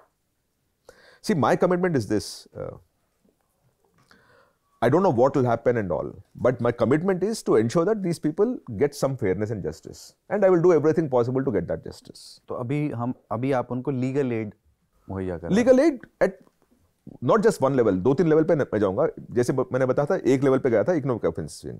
तो जिस दिन अगले दिन सुबह इकोनॉमिक ऑफेंसेस विंग में पुलिस कंप्लेंट डालनी थी, तो one of the directors called me in the night saying कि हमको आपसे मिलना है before you file a complaint, और मैंने ना बोल दिया। ये जब आप कंप्लेंट भरने जा रहे थे तो विवेक बिंद्रा की कंपनी के डायरेक्टर्स में से एक ने आपको फोन किया जी कि मिलना चाहते हैं? जी। ये सब हुआ, उसके बाद से कभी आपकी विवेक बिंद्रा से बात हुई? नहीं, वो जो डायरेक्टर ने फोन किया था, उन्होंने बोला कि मैं और बिंद्रा साहब आके आपसे मिलेंगे। मैंने मिलने के लिए इनकार कर दिया था मैंने। अरिंदम चौधरी से आखिरी बार बात कब हुई थी? किसी टीवी शो पर डिबेट के दौरान या नहीं? उसके बाद वो मिलना चाहता है। सी, जब आप किसी से लड़ते हो ना, तो मिलने का मतलब नहीं है, because Arindam wanted to meet me many times, पर वो क्या होगा ना, मैं उनसे मिलूंगा कहीं एंड आके बोला कि मैं एमपी सर से मिल लिया था नाउ, और मीडिया क्या कवर करती है, ओ इन दोनों ने मिल लिए हैं, which means something is happening. मुझे वो कॉन्वर्सेशन चाहिए नहीं। सी, इसमें व्हाट इज द कंक्लूजन और what is the solution for this. मैंने जब भी विवेक बिंद्रा के डायरेक्टर ने फोन किया था, मैंने उनसे बोला मुझे मिलने की जरूरत क्या है, वो जो बच्चे हैं उनको रिफंड कर दो, खत्म काम। दैट्स द ओनली थिंग ना, that's what we are seeking. कुछ कैलकुलेट किया आपने कि ओवरऑल कितने रुपए का रिफंड बकाया है? मुझे रिफंड के बारे में पता नहीं है, पर मुझे ये पता है कितना रेवेन्यू आया था इनको इसकी वजह से। बैलेंस शीट देखी आपने? 300 करोड़ रुपया विवेक बिंद्रा को। जी। ये कौन से साल में? 21-22 एंड 22-23 में 131 करोड़ और 175 करोड़ ऐसा कुछ रेवेन्यू है इनका। और जो बच्चे ये कोर्स करने के बाद इन्हीं का कोर्स बेच रहे थे, हाँ, उनको कितनी सैलरी मिलती थी? सैलरी नहीं है, that is what is surprising thing. मैंने ये बच्चों से पूछ रहा था, ये बच्चों को प्रॉमिस किया गया था कि अगर आप ये कोर्स करोगे तो 1 लाख से 20 लाख तक आप रेवेन्यू आएंगे। और कौन बेच रहा है? जो बच्चा 30,000 रुपए सैलरी करके उनके बिंद्रा के ऑफिस में काम कर रहा है। अगर 1 लाख से 20 लाख आपका रेवेन्यू मॉडल है, तो 30,000 रुपए क्यों नौकरी कर रहा है वो बच्चा? And that is sorry state कि we don't ask good questions. We just go and believe in what some speaker says. We don't ask questions. In fact, as a nation, increasingly to ask questions is becoming criminal. कुछ भी intelligent question पूछेगा तो क्या मतलब है इसमें? Simple से question है कि यार तू कितना कमा रहा है, तू मुझे क्या बताएगा 1 लाख कैसे कमाना है? ये तो पूछ सकते हैं ना, वो पूछ नहीं। आपने फिर विवेक बिंद्रा की जो उनकी डॉक्टरेट की फिलॉसफी में जो मानद उपाधि है, जो डिग्री है, उसको भी हाँ जी वेरीफाई करने की कोशिश की? हाँ जी, श्रीलंका में एक यूनिवर्सिटी है, ओपन यूनिवर्सिटी, उसने इनको डिग्री क्यों दिया पता नहीं है, वो क्या करते हैं पता नहीं है, उसका वेबसाइट भी चल नहीं रहा था जिस दिन मैं खोला था, बस डिग्री दे दिया PhD। क्योंकि क्या है ना, विवेक बिंद्रा और डॉक्टर विवेक बिंद्रा में बहुत फर्क है when you are selling it to these people. जो आपका टारगेट ऑडियंस है, they believe in a doctor Vivek Bindra more than Vivek Bindra. So doctorate चाहिए आपको, डॉक्टरेट ये देश में भी ना चवन्ने पे बिकती है। चाहिए तो आपने क्या काम किया है, क्यों काम किया, किसकी वजह से आपको डॉक्टरेट मिला है। As I sit here I have 10 people trying to offer me doctorate, मैं लेता नहीं है। बिकॉज डॉक्टरेट के लिए ना एक रिगर चाहिए, एक you need to work on something to become get a doctorate. Doctor Montek Singh Ahluwalia never calls himself a doctor, because वो बोलता है मुझे ऐसे मिले थे, ऑनररी मिला था, मैंने कुछ काम नहीं किया था। थोड़ी उपाधि के लिए you need to have something ना। इस तरह के मसलों पे आप अगेन पॉलिसी पे आ रहे हैं, आप स्टेट से, गवर्नमेंट से क्या एक्सपेक्ट करते हैं, क्या करना चाहिए? आपने जैसे बात की एक इस तरह के रेगुलेशन होना चाहिए जिसके पास कुछ शक्तियां हो, कुछ पावर भी हो। क्या जैसे अभी इमीडिएटली इस तरह की चीज़ एक प्रकाश में आई है कि ऐसी घटना हुई जैसा विवेक बिंद्रा या IPM उस समय हुआ था, सरकार क्या कर सकती है, उससे क्या एक्सपेक्टेशन बतौर एजुकेशनिस्ट आप रखते हो? आपको ना आप सेबी, आप सब जानते हैं ना, securities and exchange board of India, SEBI has clamp down on financial influencers. कोई इन्फ्लुएंसर रहेगा जो स्टॉक टिप दे रहा है कि ये शेयर खरीदो बढ़ जाएगा 3 दिन में, राइट? अगर आप इन्फ्लुएंसर रहोगे ना तो सेबी विल आस्क यू कौन से बेसिस पे आपने ये स्टॉक टिप दिया and tell us what you have earned and what you have not earned. तो कॉन्फ्लिक्ट ऑफ इंटरेस्ट में निकाल देते हैं। इन्फ्लुएंसर या जो सेबी रजिस्टर्ड कंसल्टेंट्स हैं, इन्फ्लुएंसर्स पे आ गए अभी। अच्छा, SEBI is now hitting back at financial influencers जहां तगड़ी फॉलोइंग है आपकी और कुछ भी स्टॉक टिप दे रहे हो आप, एंड सेबी इज सेइंग कि you should be answerable to your stock tips, take accountability. हम ये नहीं बोल रहे कि आप बात मत करो, अगर बात करोगे तो उसके पीछे रिसर्च क्या है हमें बता दीजिएगा आप, और आपका क्या कॉन्फ्लिक्ट है। हो सकता है कि आप लोगों को खरीदने के लिए बोल रहे हो और उसी दिन आप बेच रहे हो वही शेयर को, हो सकता है ना। So SEBI is sitting back at that. There is one financial influencer who was penalised 6.5 crore rupees by SEBI. He is not regulated. He is not a broker. He is not SEBI registered. He is a financial influencer. 6.5 crores he paid. So all influencers, जैसे अब एक media entity है जहां 10,000 audience है, readership 10,000 ही है, जो कुछ भी लिखोगे that media entity with 10,000 circulation takes ownership of that, right? इधर 20 मिलियन फॉलोअर है, आप ओनरशिप नहीं लेते हो बिकॉज यू आर अनरेगुलेटेड, और इधर 10,000 है because you are under RNI and whatever it is you are answerable. वो तो गलत है ना। The world has moved in a different direction in terms of communication, engagement. You need to answer that through law. आपसे अगर पूछें कि भारत में जो एजुकेशन सिस्टम है उसमें तुरंत सुधार जो किया जा सकता है, सबसे प्रायोरिटी पे जो 3 चीज़ें सुधारी जानी चाहिए, मतलब स्कूल के एजुकेशन से लेकर हायर एजुकेशन तक पॉलिसी लेवल पर, वो क्या 3 चीज़ें की जा सकती हैं? The first thing is need blind education बोलता हूं मैं। मैंने what is need blind education? अगर आपके पास मेरिट है and you fit into the criteria of a college to take admission merit wise, then your affordability to pay the fee or not pay the fee should not be a criteria at all. तो अगर आपके पास IIT में seat आ गया या private college में भी seat आ गया जहां आपका कट ऑफ रहेगा 90% और आपका 90% सॉल्व हो गया पर आपके पास पैसा नहीं है, either the college must take care of it or the state must take care of it. It's called need blind education. That's very important. So affordability of education is very important. नहीं तो ना, it is not fair. It's like this, sir. My son getting 98% and my driver's son getting 60%. Are they the same? Is he bad? No. But when you create this merit framework, that's how it is judged. इसको 98 मिला है, उसको 60 मिला है, इसको 98 उसको 97 भी मिलेगा ना, he is getting it. But my son has all the facilities. Study, he went to coaching, city में था, दिल्ली में था, सब कुछ था उसका. So that's the other part of it, equity in education. मैंने पहले बोला है, affordability of education, then equity in education. If education cannot give you equity, then it is meaningless. It's only education where it's the biggest tool of empowerment, most democratic tool of empowerment.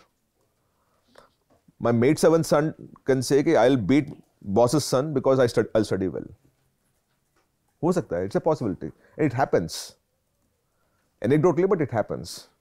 But with entrances, it becomes a difficult thing always, right? So that's the second part of equity. And 3 is transparency. मैं transparency में आपको example दूंगा आपको. आपने NRA seats देखा, सुना था ना? अभी एक और नया है, NRA sponsored seat. माने you don't need to be an NRA to actually put your son. You need to pay the NRA fee to be there. तो 2-3 NLU है, National Law Universities, जहाँ आपको कुछ भी रैंक रहेगा, if you pay the 3 times higher fee through dollars और इन रुपी conversion terms आपको seat मिल जाएगा. तो आपको मेरिट से मतलब नहीं है. ठीक है. तो equity, transparency and fairness, affordability. Sorry, एक चीज़ और कि एजुकेशन लोन एक चीज़ है, और बहुत सारे मिडिल क्लास परिवार एजुकेशन लोन लेते हैं अपने बच्चों को हायर एजुकेशन दिलाने के लिए, ताकि वो ये सपना पूरा कर सकें कि बच्चा डॉक्टर बनेगा, इंजीनियर बनेगा. जितना हम इन्वेस्ट कर रहे हैं लोन लगा करके, उससे कहीं ज़्यादा गुना कमा करके देगा. एजुकेशन लोन अगर ज़्यादा लोग लेते हैं सोसाइटी में, इस ट्रेंड को आप कैसे देखते हैं एजुकेशन के लिए? गलत है. मेरे ज़माने में किसी को लोन लेने की ज़रूरत ही नहीं पड़ती थी, because education was affordable. This generation is taking education loans.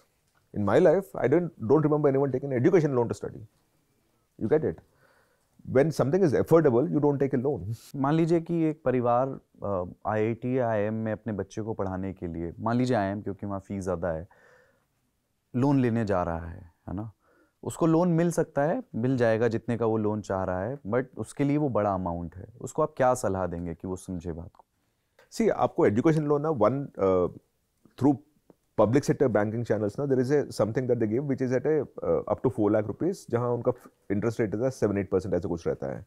It's called a DRA loan बोलते हैं वैसे. It's under the director of the government of India, जहां एजुकेशन लोन देनी पड़ती है उनको. ऑफ द टोटल पोर्टफोलियो इतना पोर्टफोलियो आपको एजुकेशन लोन में रहना चाहिए. If you get into that, that's fine. India में ना there is nothing called an education loan. जो अभी आसपास में प्राइवेट बैंक्स या प्राइवेट कंपनीज दे रहे हैं ना education loan, it is not an education loan. The purpose of that is education, but the nature of loan is a consumer loan. Interest rate देखिएगा 12-13-14%. Security पक्का रहेगा. आप समझ रहे हो? The purpose of the loan and the nature of the loan are two different things. What is a good education loan? आप बाहर के देशों में देखिएगा, if you don't get a job, there is a moratorium. The loan is linked to the inflation rate, right? और interest rates भी कम है बाहर. Exactly. The loan repayment is linked to the salary that you get. If you don't get a placement, it's not there. और अगर आपका salary X रहेगा, तो not more than 1/3 of that X can be an EMI. And then once in a while, government comes back saying, I'm waiving off so many education loans because they have been long pending. जैसे आपका agriculture loan रहता है. Agricultural loan is an agricultural loan. Education loan is actually a personal loan. The purpose of that is to use it for education. दोनों में बहुत फर्क है. ठीक है. कुछ सवाल हमने, चूंकि जब आप आ रहे थे तो हमने अपने व्यूअर्स को बताया था कि आप आ रहे हैं, तो सोशल मीडिया के से कुछ सवाल हमारे व्यूअर्स के आए हैं आपके लिए. अनिरुद्ध ने पूछा है कि नई एजुकेशन पॉलिसी से क्या बदल सकता है? क्या आपको लगता है कि एजुकेशन के सेक्टर में जो समस्याएं हैं जैसे कि करप्शन, क्या उसको ये नई शिक्षा नीति दूर कर सकती है या कम कर सकती है? सो NEP जो है न्यू एजुकेशन पॉलिसी, वो बच्चे को बहुत ज़्यादा फ्लेक्सिबिलिटी देती है. आप 1 साल पढ़िएगा, आज के दिन में you study for 1 year and you want to walk out ना, वापस अगर आपको डिग्री करना है तो फर्स्ट ईयर से शुरू करना पड़ता है. अभी नहीं रहता है. NEP में you get a diploma and get out, you get a certificate and get out, you get a degree and get out. So you can do it in phases. So जो आप पढ़े हैं उसका credit is lying somewhere, right? And for that they created something called academic bank of credits. तो आप जो कुछ भी पढ़े हैं, जैसे आपका कुछ कमाते हैं और बैंक में डालते हो, बैंक में पड़ा रहता है ना पैसा, वैसे जहां भी आप जितना भी पढ़ा है उसका क्रेडिट्स मिलते हैं, वो क्रेडिट्स उधर पड़े रहते हैं, and you can keep accumulating the credits to get a degree at some point in time. So academic bank of credits is a very, very good thing, because a lot of people in India step out of education because of family circumstances or personal circumstances. तभी ना अगर आप degree college में जाते हो और पहले साल के बाद आप निकल जाते हो तो वापस जब भी आओगे ईयर 1 से शुरू करते हो, अभी ईयर 2 से शुरू करोगे आप. दूसरा, the credits can be multiple. तो आप साइंस स्ट्रीम करके एक भरतनाट्यम सीख के वो भी क्रेडिट्स लेके उधर डाल सकते हो बैंक में, बिकॉज आपको अल्टीमेटली ग्रेजुएशन के लिए 600 पॉइंट चाहिए आपको, तो 600 पॉइंट के लिए वो काम कर रहे हो आप. So the student is more flexible to learn some of his hobbies also while doing a proper course. He can pick and choose, saying कि इधर मुझे भरतनाट्यम नहीं मिलता तो मैं इधर जाके कर लूंगा, and I can do that. So theoretically it's possible, practically कितना रहेगा मुझे पता नहीं है, but the new education policy is given lot of flexibility for the student. So from that perspective it is very, very good. और south के कुछ राज्यों से जो आपत्तियां आई हैं उस पर आपको लगता है जस्टिफाइड है? So that is because, see, in a federal structure, na, imposing something on top is a wrong thing. Like for example, आप देखिएगा NEET. आपको लगता है कि NEP इम्पोज करे? मैं इसीलिए पूछ रहा हूँ कि मतलब language. NEP is still a policy, by the way. NEP is still a policy. Agree, yes. But for them to unify it, UGC is doing that, and ACT and all these people are doing it because they are national bodies in that sense, right? Some of the things in NEP, the states in South are questioning that, which is legit. For example, you take NEET as a common examination. I don't know how many of you know, NEET आया था, I think 2019 और 18 में आया था, ये 19 और 20 में आया था. तब तक ना many of this private college में फीस था 4 लाख रुपए पर एनम. आपको अभी फीस कितना है पता है? 30 लाख पर एनम. माने आपको MBBS पढ़ने के लिए 1.5 करोड़ खर्च करना पड़ता है आपको. कौन खर्च करेगा? The moment you make the fee so much, merit goes out of the window, because only 2% can effort, तो 98% is out of the stream ना. उसीलिए अगर आप देखोगे तो नीट पीजी के लिए 0% इज क्वालिफिकेशन बना दिया था रिसेंटली. 0% एंट्रेंस एग्जाम क्यों है फिर? इफ यू वांट टू से 0% is the qualification mark, entrance exam क्यों है? नीट यूजी में भी 21-22 लाख बच्चे लिखेंगे, लास्ट ईयर लिखे थे, और 12 लाख बच्चे क्वालिफाई हुए हैं.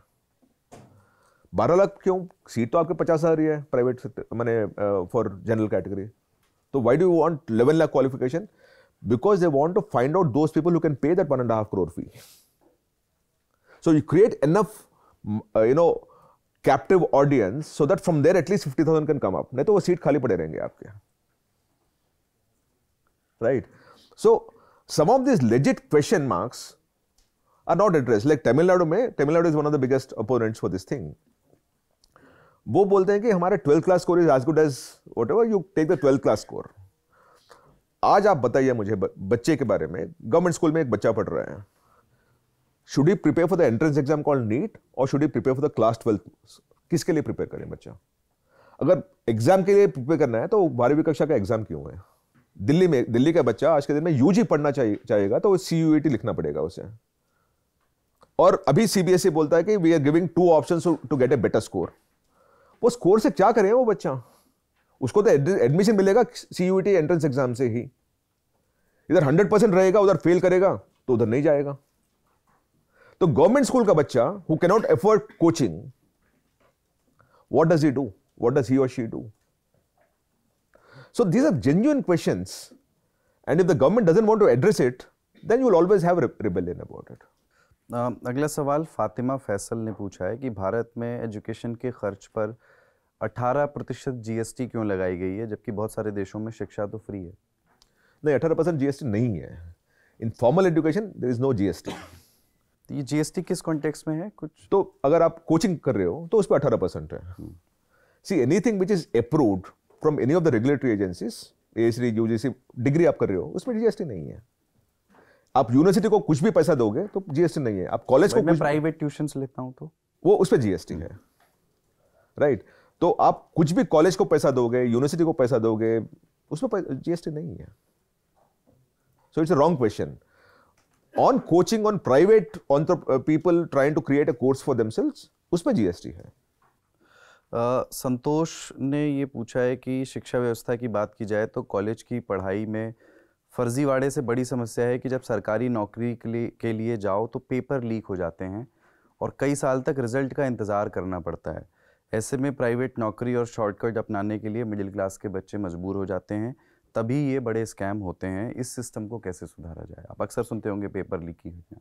हाँ, देखिए, I answer differently. Paper leak कैसे रोकेंगे? I don't think I am the right person to answer that. जब तक आपका करप्शन उधर रहेगा, जब तक, like for example recently I was looking at it, 60,000 vacancies, 50 lakh applicants. जब भी आप रहेगा ना, then people will use their muscle power, influence to get in, right? I think the basic issue here also is for people to only look for government jobs. There are more people who look private jobs that are there, and they don't have takers. So at some point in time, they must get away from the government job syndrome. अगला सवाल है शिवांग का, और ये कह रहे हैं कि विवेक बिंद्रा पर जो धोखाधड़ी के आरोप लगे हैं, आप उनको साबित कैसे करेंगे कि ये धोखाधड़ी एक्चुअली हुई है, और इसके लिए उनको कितनी सज़ा मिल सकती है, मतलब लीगली कितनी सज़ा का प्रावधान है, और इस केस को टारगेट तक पहुंचाया जाएगा या बीच में ही कोई सहमति बन जाएगी? शिवांग पूछ रहे हैं। देखो, सहमति बनेगी नहीं बनेगी मेरे हाथ में नहीं रहेगा। ये पूरे हमने क्या किया है, 2000 बच्चे हैं who they think are victims. Lawyer ने वो डॉक्यूमेंट्स पूरे देखे और बोले हाँ आप पूरे विक्टिम्स हो, आपके अगेंस्ट धोखाधड़ी हुई है, आपको ठगा गया है। ये लॉयर की बात है। तो ये 2000 बच्चे और ये लॉयर बात किए हैं। मैं लॉयर का सपोर्ट दे रहा हूं, मैं लॉयर को फंड कर रहा हूं। सेटलमेंट रहेगी तो इनकी रहेगी, पैसा मिलेगा तो इनको मिलेगा, पैसा नहीं मिलेगा तो इनको नहीं मिलेगा। So they have to fight the case, they have to. अगर इसमें कोई कॉम्प्रोमाइज कर देगा तो मेरे हाथ में नहीं रहेगा। उसीलिए मैंने बोला कि आप विक्टिम्स एसोसिएशन बनाइए। तो what are we doing now? We following a बड़ा बिजनेस विक्टिम्स एसोसिएशन। उसमें उनके जो लोग हैं वही रहेंगे, हमारा उसमें लेना देना नहीं रहेगा। All I did was created a platform where all of them can get together and created a lawyer who can fight for them. That's it. But honestly, if you ask me, there are more chances than less that people who were cheated by Vivek Bindra will get their money back. I saw the documents.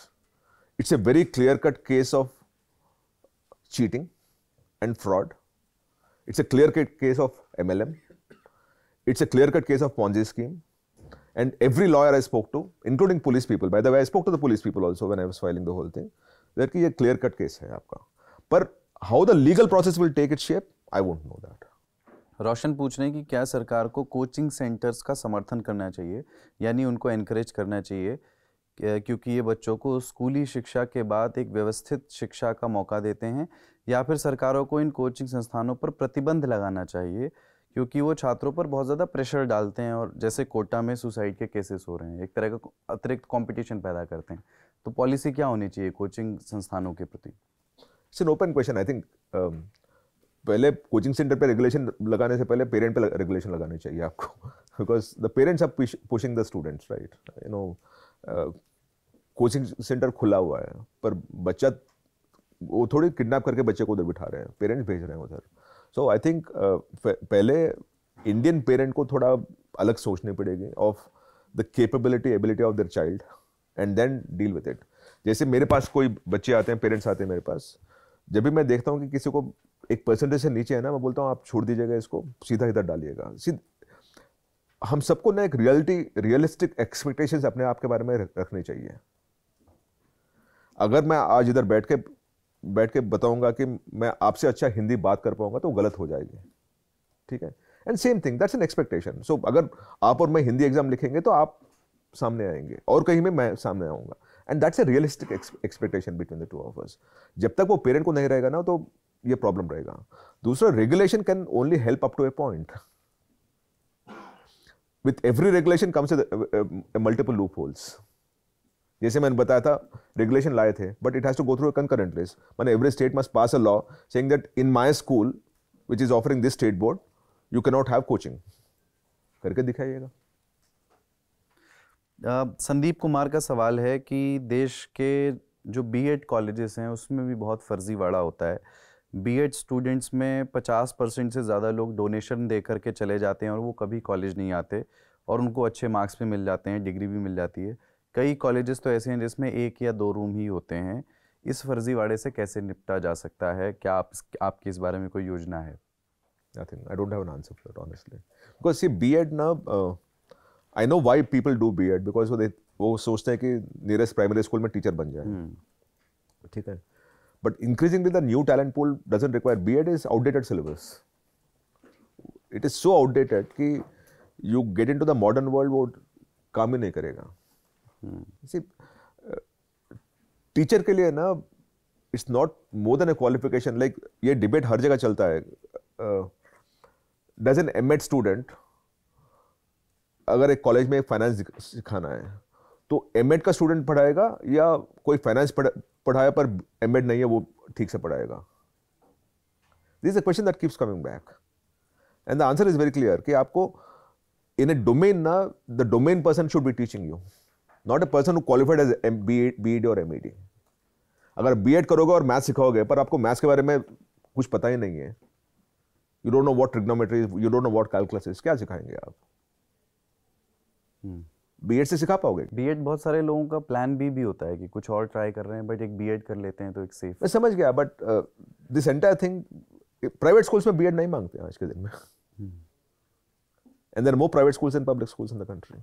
आपको लगता है कि कोई ऐसे कुछ ऐसे, जैसे आपने B.Ed का जिक्र किया, कुछ ऐसे कोर्सेज हैं जिनके लिए ऑब्सेशन थोड़ा कम होना चाहिए? B.Tech के लिए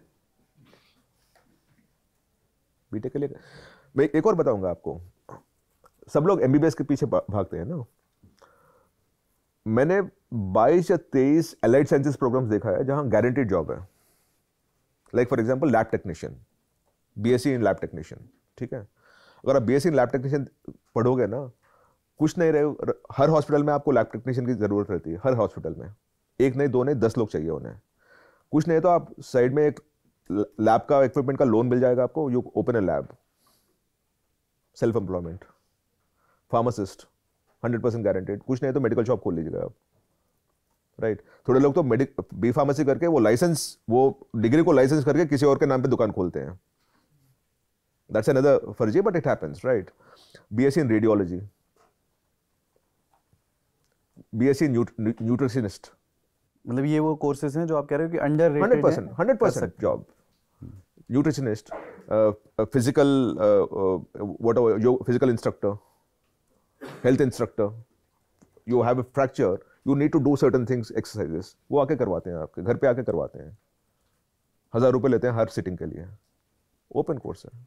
ऐसे 22-23 कोर्स है एलाइड साइंसेस में, लाइफ साइंसेस में, which guarantee a job. The fees 1/100th of the 1.5 crore rupees. पर लोग को MBBS डॉक्टर ही बननी है. ठीक है, अब ऑडियंस का रुख करते हैं जो हमारे साथी हैं न्यूज़ रूम में, उनके सवाल.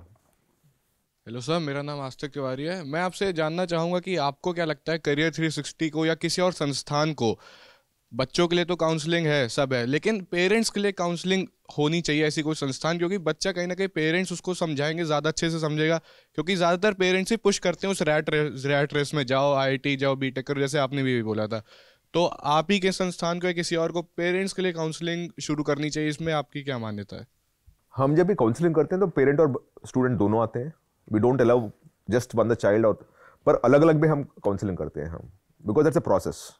बिकॉज बहुत बार ना हमें ये समझना पड़ता है कि ये बच्चा अपने आप करना चाहता है या पेरेंट उनको करवाना चाहते हैं. And that's a big question for us. And many A time हमको ये पता चलता है कि बच्चे को और कुछ करना है, पेरेंट को और कुछ करवाना है, तो हम सीधा आंसर करते हैं. बिकॉज ये प्रॉब्लम है, इंडिया में ये प्रॉब्लम है. And you can't blame the parent. Parent क्या करते हैं ना, वो अपने ओल्ड फैशन थिंकिंग में they are thinking of what is best for you. Intent wise that is correct, the pathway wise that is wrong. Because many people ना, like आज के दिन में जब भी हम काउंसलिंग करते हैं, हम ये पूछते हैं बच्चे से कि what is the subject you hate. पहले उसको लिस्ट में से निकाल दो. आप हेट करते हो ना उसे, मुझे इससे डर लगता है, इससे ट्रॉमा है, उसको पहले निकाल दो and then start looking at other courses that are possible with the subjects that you like. हम लाइक बात करते हैं पर पहले हेट को निकाल देते हैं अपने दिमाग से.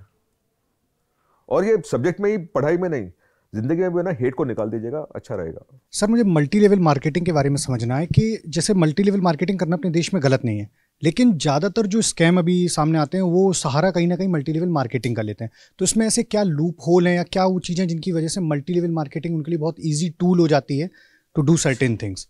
जो गलत वे में, जैसे चाहे आप विवेक बिंद्रा के बिजनेस की बात करें, आरोप जो उन पर लग रहे हैं या उससे पहले भी जो आपने बस्ट किए थे, उनमें ज़्यादातर मल्टी लेवल मार्केटिंग को ही एज ए टूल यूज़ किया था।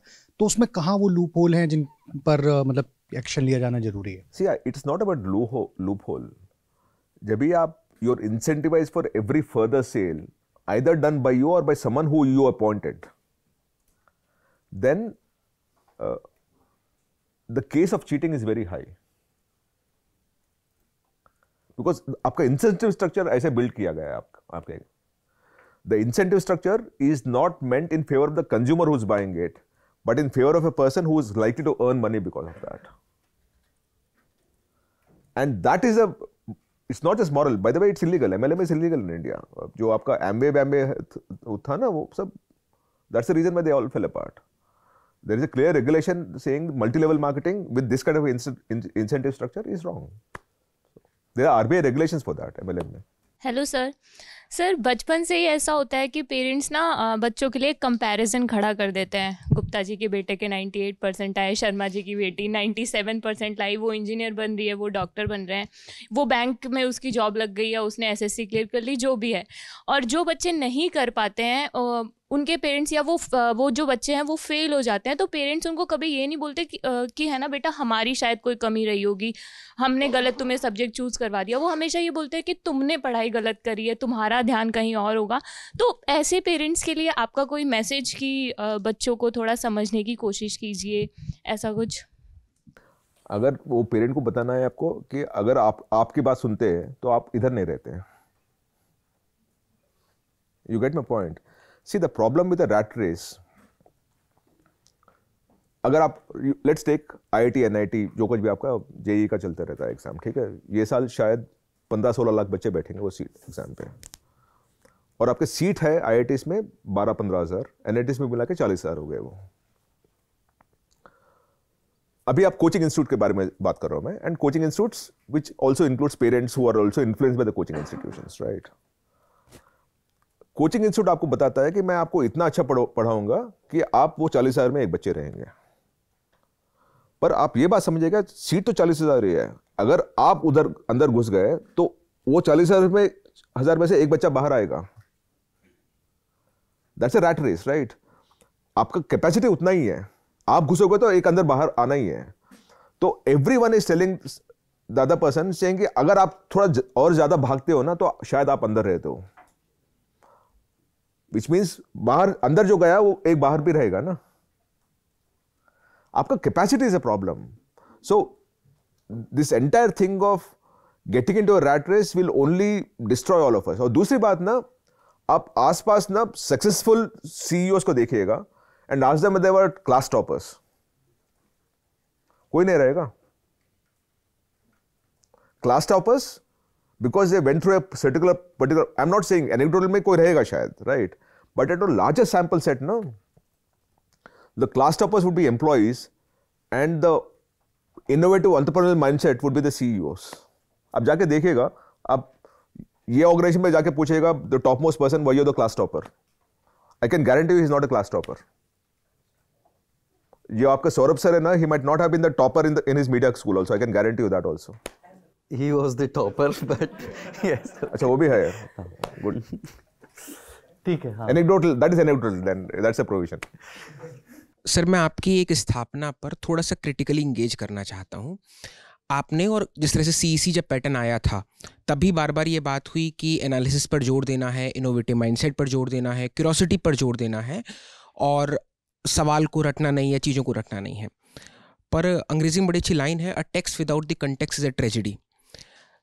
इससे क्या ये समस्या उत्पन्न नहीं हो रही है, और मैं यहाँ पर लगातार किताबें देखता हूँ कि लोग बहुत कम सूचनाओं के साथ, हाफ बेक्ड इन्फॉर्मेशन के साथ एनालिसिस की तरफ मुड़ जा रहे हैं। मसलन जब भारतीय आज़ादी आंदोलन की बात होती है 1857 से लेकर 1947 तक का 90 बरस के टाइम पीरियड में, उनको 30, 20 और 42 तो याद है, लेकिन सन्यासी आंदोलन, पलासी विभाजन, जो बहुत बुनियादी चीज़ें हैं, तो उस टेक्स्ट की नॉलेज नहीं है। वो बहुत कम इन्फॉर्मेशन के साथ हम लोग एनालिसिस की क्यूरोसिटी में चले जा रहे हैं। तो क्या आपको नहीं लगता है कि हम एक बहुत हमने बहुत जल्दी एक सॉल्यूशन अपना लिया, उसको अच्छी तरह से परखे बिना? तो टेक्स्ट को भी याद करना, उसको सूचनाओं को ग्रैस्प करना भी उतना ही ज़रूरी है, क्योंकि उससे ही अपना एनालिसिस आप बेहतर कर पाएंगे। So it's a very broad question honestly जो आपने पूछा है। you look at the different education systems. I'll just go at one, an education system which has standardized curriculum, standardized testing, standardized assessment. ठीक है? तो आज के दिन में आप कोटा में जाओगे ना, तो आपको बोला जाता है कि ये चॉइस में छोड़ देना, ये आने वाला नहीं है, ये क्वेश्चंस आने वाले हैं, ये इसमें इंपॉर्टेंट है, सिर्फ ये पढ़ोगे तो आपका एग्जाम में स्कोर अच्छा मिलेगा, नंबर अच्छे मिलेंगे, इससे आपको सीट मिल जाएगा. This is the risk of standardisation where you don't learn the subject but know how to score the marks. This kind of a system will create more clerks, more managers, more vice presidents and more presidents, but it will not create entrepreneurs because they're not allowed to think beyond that curriculum. उनका channel इतना ही रहता है. आपका learning जो आप बात करो ये पूरा है, पर उसको यही पढ़ाया जाता है. आपके क्वेश्चन को मैं रिवर्स करके बताऊंगा कि अगर आप जो बोल रहे वही सही रहेगा तो बच्चा ना पूरा नहीं पढ़ेगा, यही पढ़ेगा. ये क्वेश्चन गजनी के बारे में आएगा, हुमायूं के बारे में आएगा, चंद्रगुप्त मौर्य के बारे में कभी आया नहीं तो छोड़ दो उसे चॉइस में. The difference between standardise stuff and risk taking, जहां बोलते हो कि आप सब कुछ पढ़िएगा, विल जज you later and not based on marks only. जैसे मैंने इसके पहले बताया था, ए नंबर कैन नॉट जज a person. A person who got 60% is not lesser than a person who got 61%. Right? But the current system does it because they're dealing with transparency and not equity and fairness. The urge for transparency will create robots amongst us. Because you want to say, देखो मैंने तो ठीक से किया है, इसको 61 मिले थे, इसको 60 मिले थे, तो मैंने 61 को दिया था. So you're answering yourself and your to your conscious now, आपने बोला कि मैं सही किया है, पर आप ओवरऑल सिस्टम को सही किया क्या? और वही प्रॉब्लम होता है जब भी आप एफर्मेटिव एक्शन के बारे में बात करते हो. It's exactly the same problem. How can you जज a person like my driver son versus my son? I would give them a 35-40% bracket mark. आप ना बी स्कूल्स में जाके देखिएगा.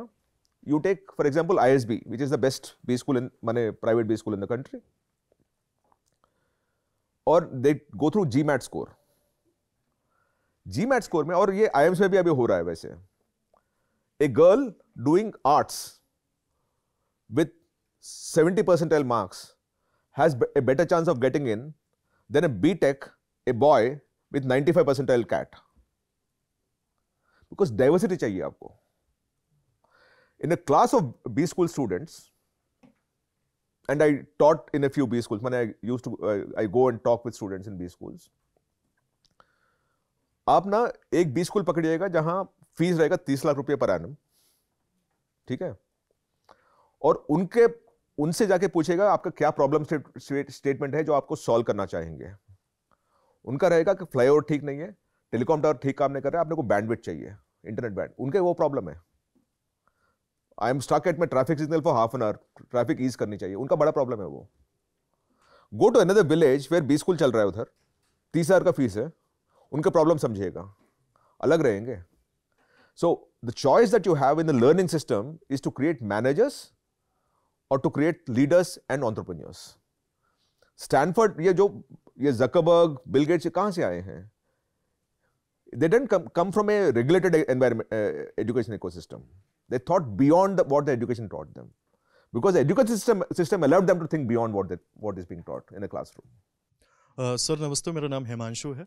सर मेरा सवाल ये है कि सोशल मीडिया पे अलग अलग प्लेटफॉर्म्स में जब हम देखते हैं तो कुछ रील्स दिखाई देती हैं मार्केटिंग की, जिसमें कई में ये जिक्र होता है कि किसी ने कल साइकिल खरीदी थी और आज खरीद ली महंगी कार, है ना. इस तरह की मार्केटिंग है कि भाई छोटे से शुरू किया, आज इतना बड़ा, और वो इतनी तेज हल्ला काटते हैं सर कि जो सामने वाला लड़का है ना उसे सही समझ लेता है. ऐसे लड़के कई सारे हमसे मिलते हैं, तो वो कहते हैं कि भैया इतनी मतलब आप जाते हो और इतना काम करते हो, इसकी ज़रूरत क्या है, इतने शॉर्ट टर्म में इतना पैसा कमाया जा सकता है. इनकी हकीकत क्या है और इन पर क्या एक्शन लिया जाता है? No, it's the same thing. जैसे हम बताते हैं, there is always anecdotal stories. Now, you cannot make anecdotal stories to be the proof of the concept. That's anecdotal. आपको ना कोई बच्चा स्कूल से ड्रॉप आउट होके 5,000 करोड़ का एम्पायर क्रिएट किया, वो भी सच्चाई है, बट दैट्स एनेक्डोटल. जब आप लार्जर कैनवस पे डालोगे ना कि 5th क्लास ड्रॉप आउट्स कितने बच्चे बने वर्सेस IIM अहमदाबाद के पूरा पढ़ के कितने बने हैं, then the sample set percentages will clash and then you will know what the reality is. See, the thing is,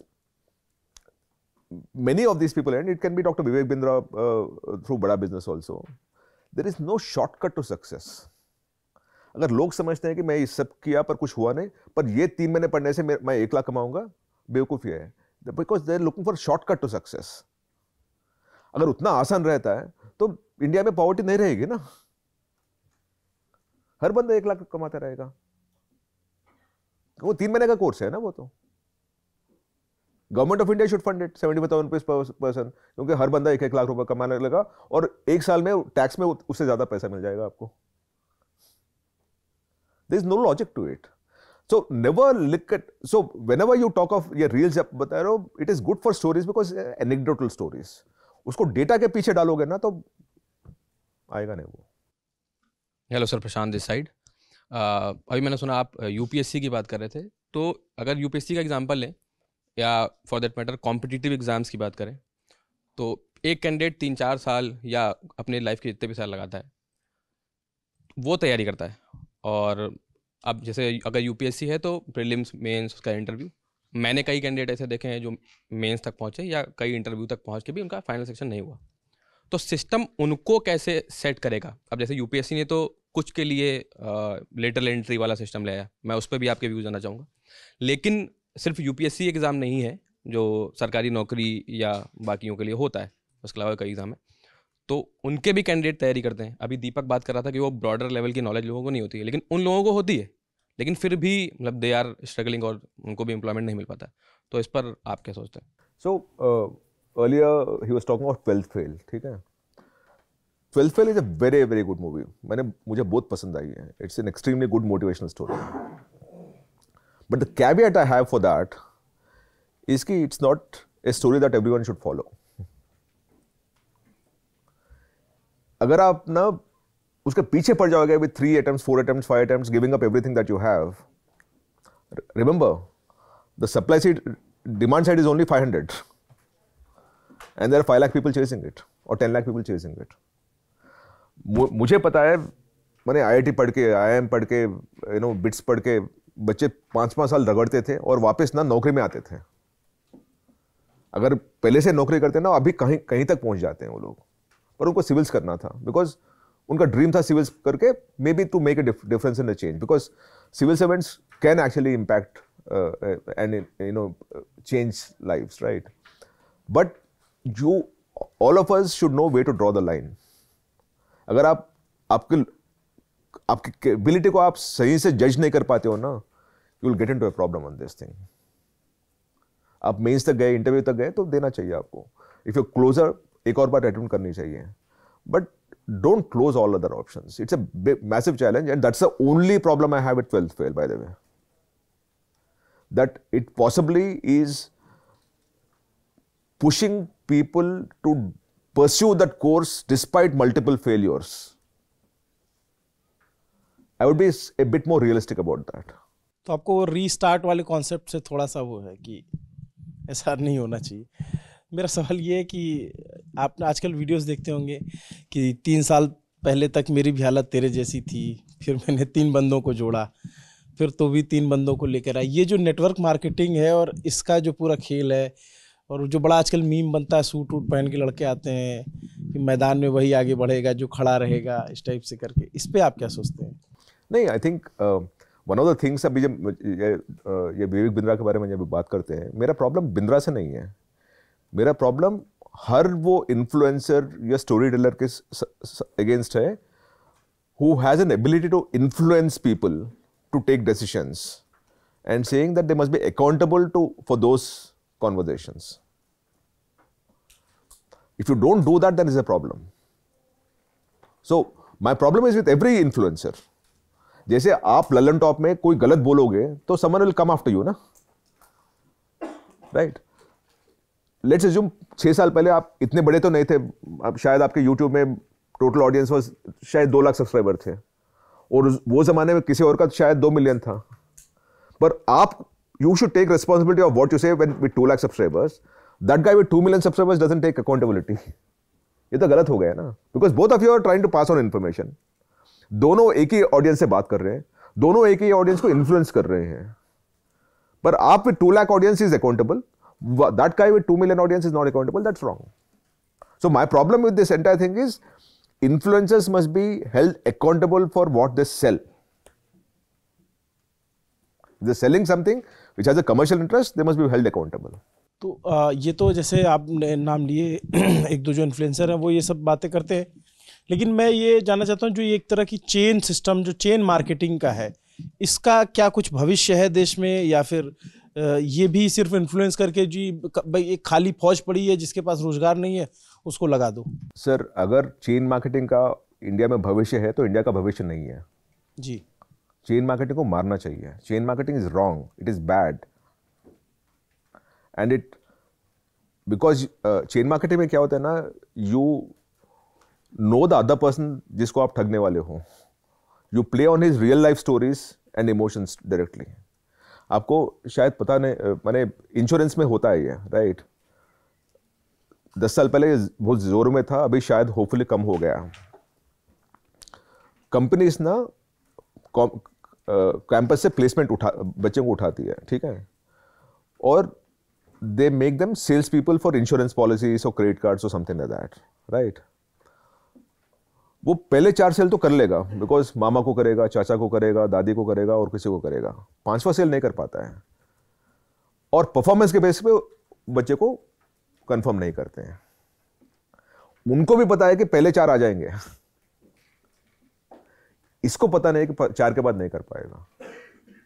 ये चेन मार्केटिंग होती है, बिकॉज चेन मार्केटिंग में you go and target people that you know, जो आपसे sympathy रखते हैं और आपके नौकरी के साथ सपोर्ट करना चाहते हैं,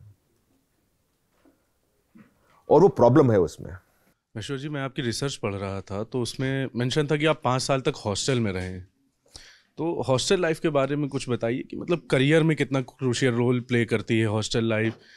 पेरेंट्स से दूर आप अपने खुद के डिसीजन मेकिंग पावर में मतलब क्या इजाफा होता है, क्या फ़ायदा मिलता है इसका, और आपकी हॉस्टल लाइफ में मतलब क्या रैगिंग वैगिंग हुई है, ऐसा कुछ? वो तो वो ज़माने में था, अभी नहीं है, but see staying away from home, I won't call it hostel, but staying away from home is important for every child because you become an adult. आपको अपने पैरों पे कैसे जीना है वो आपको सिखा देता है। थोड़े गलत रास्ते पड़ते हैं, but that's different matter, right?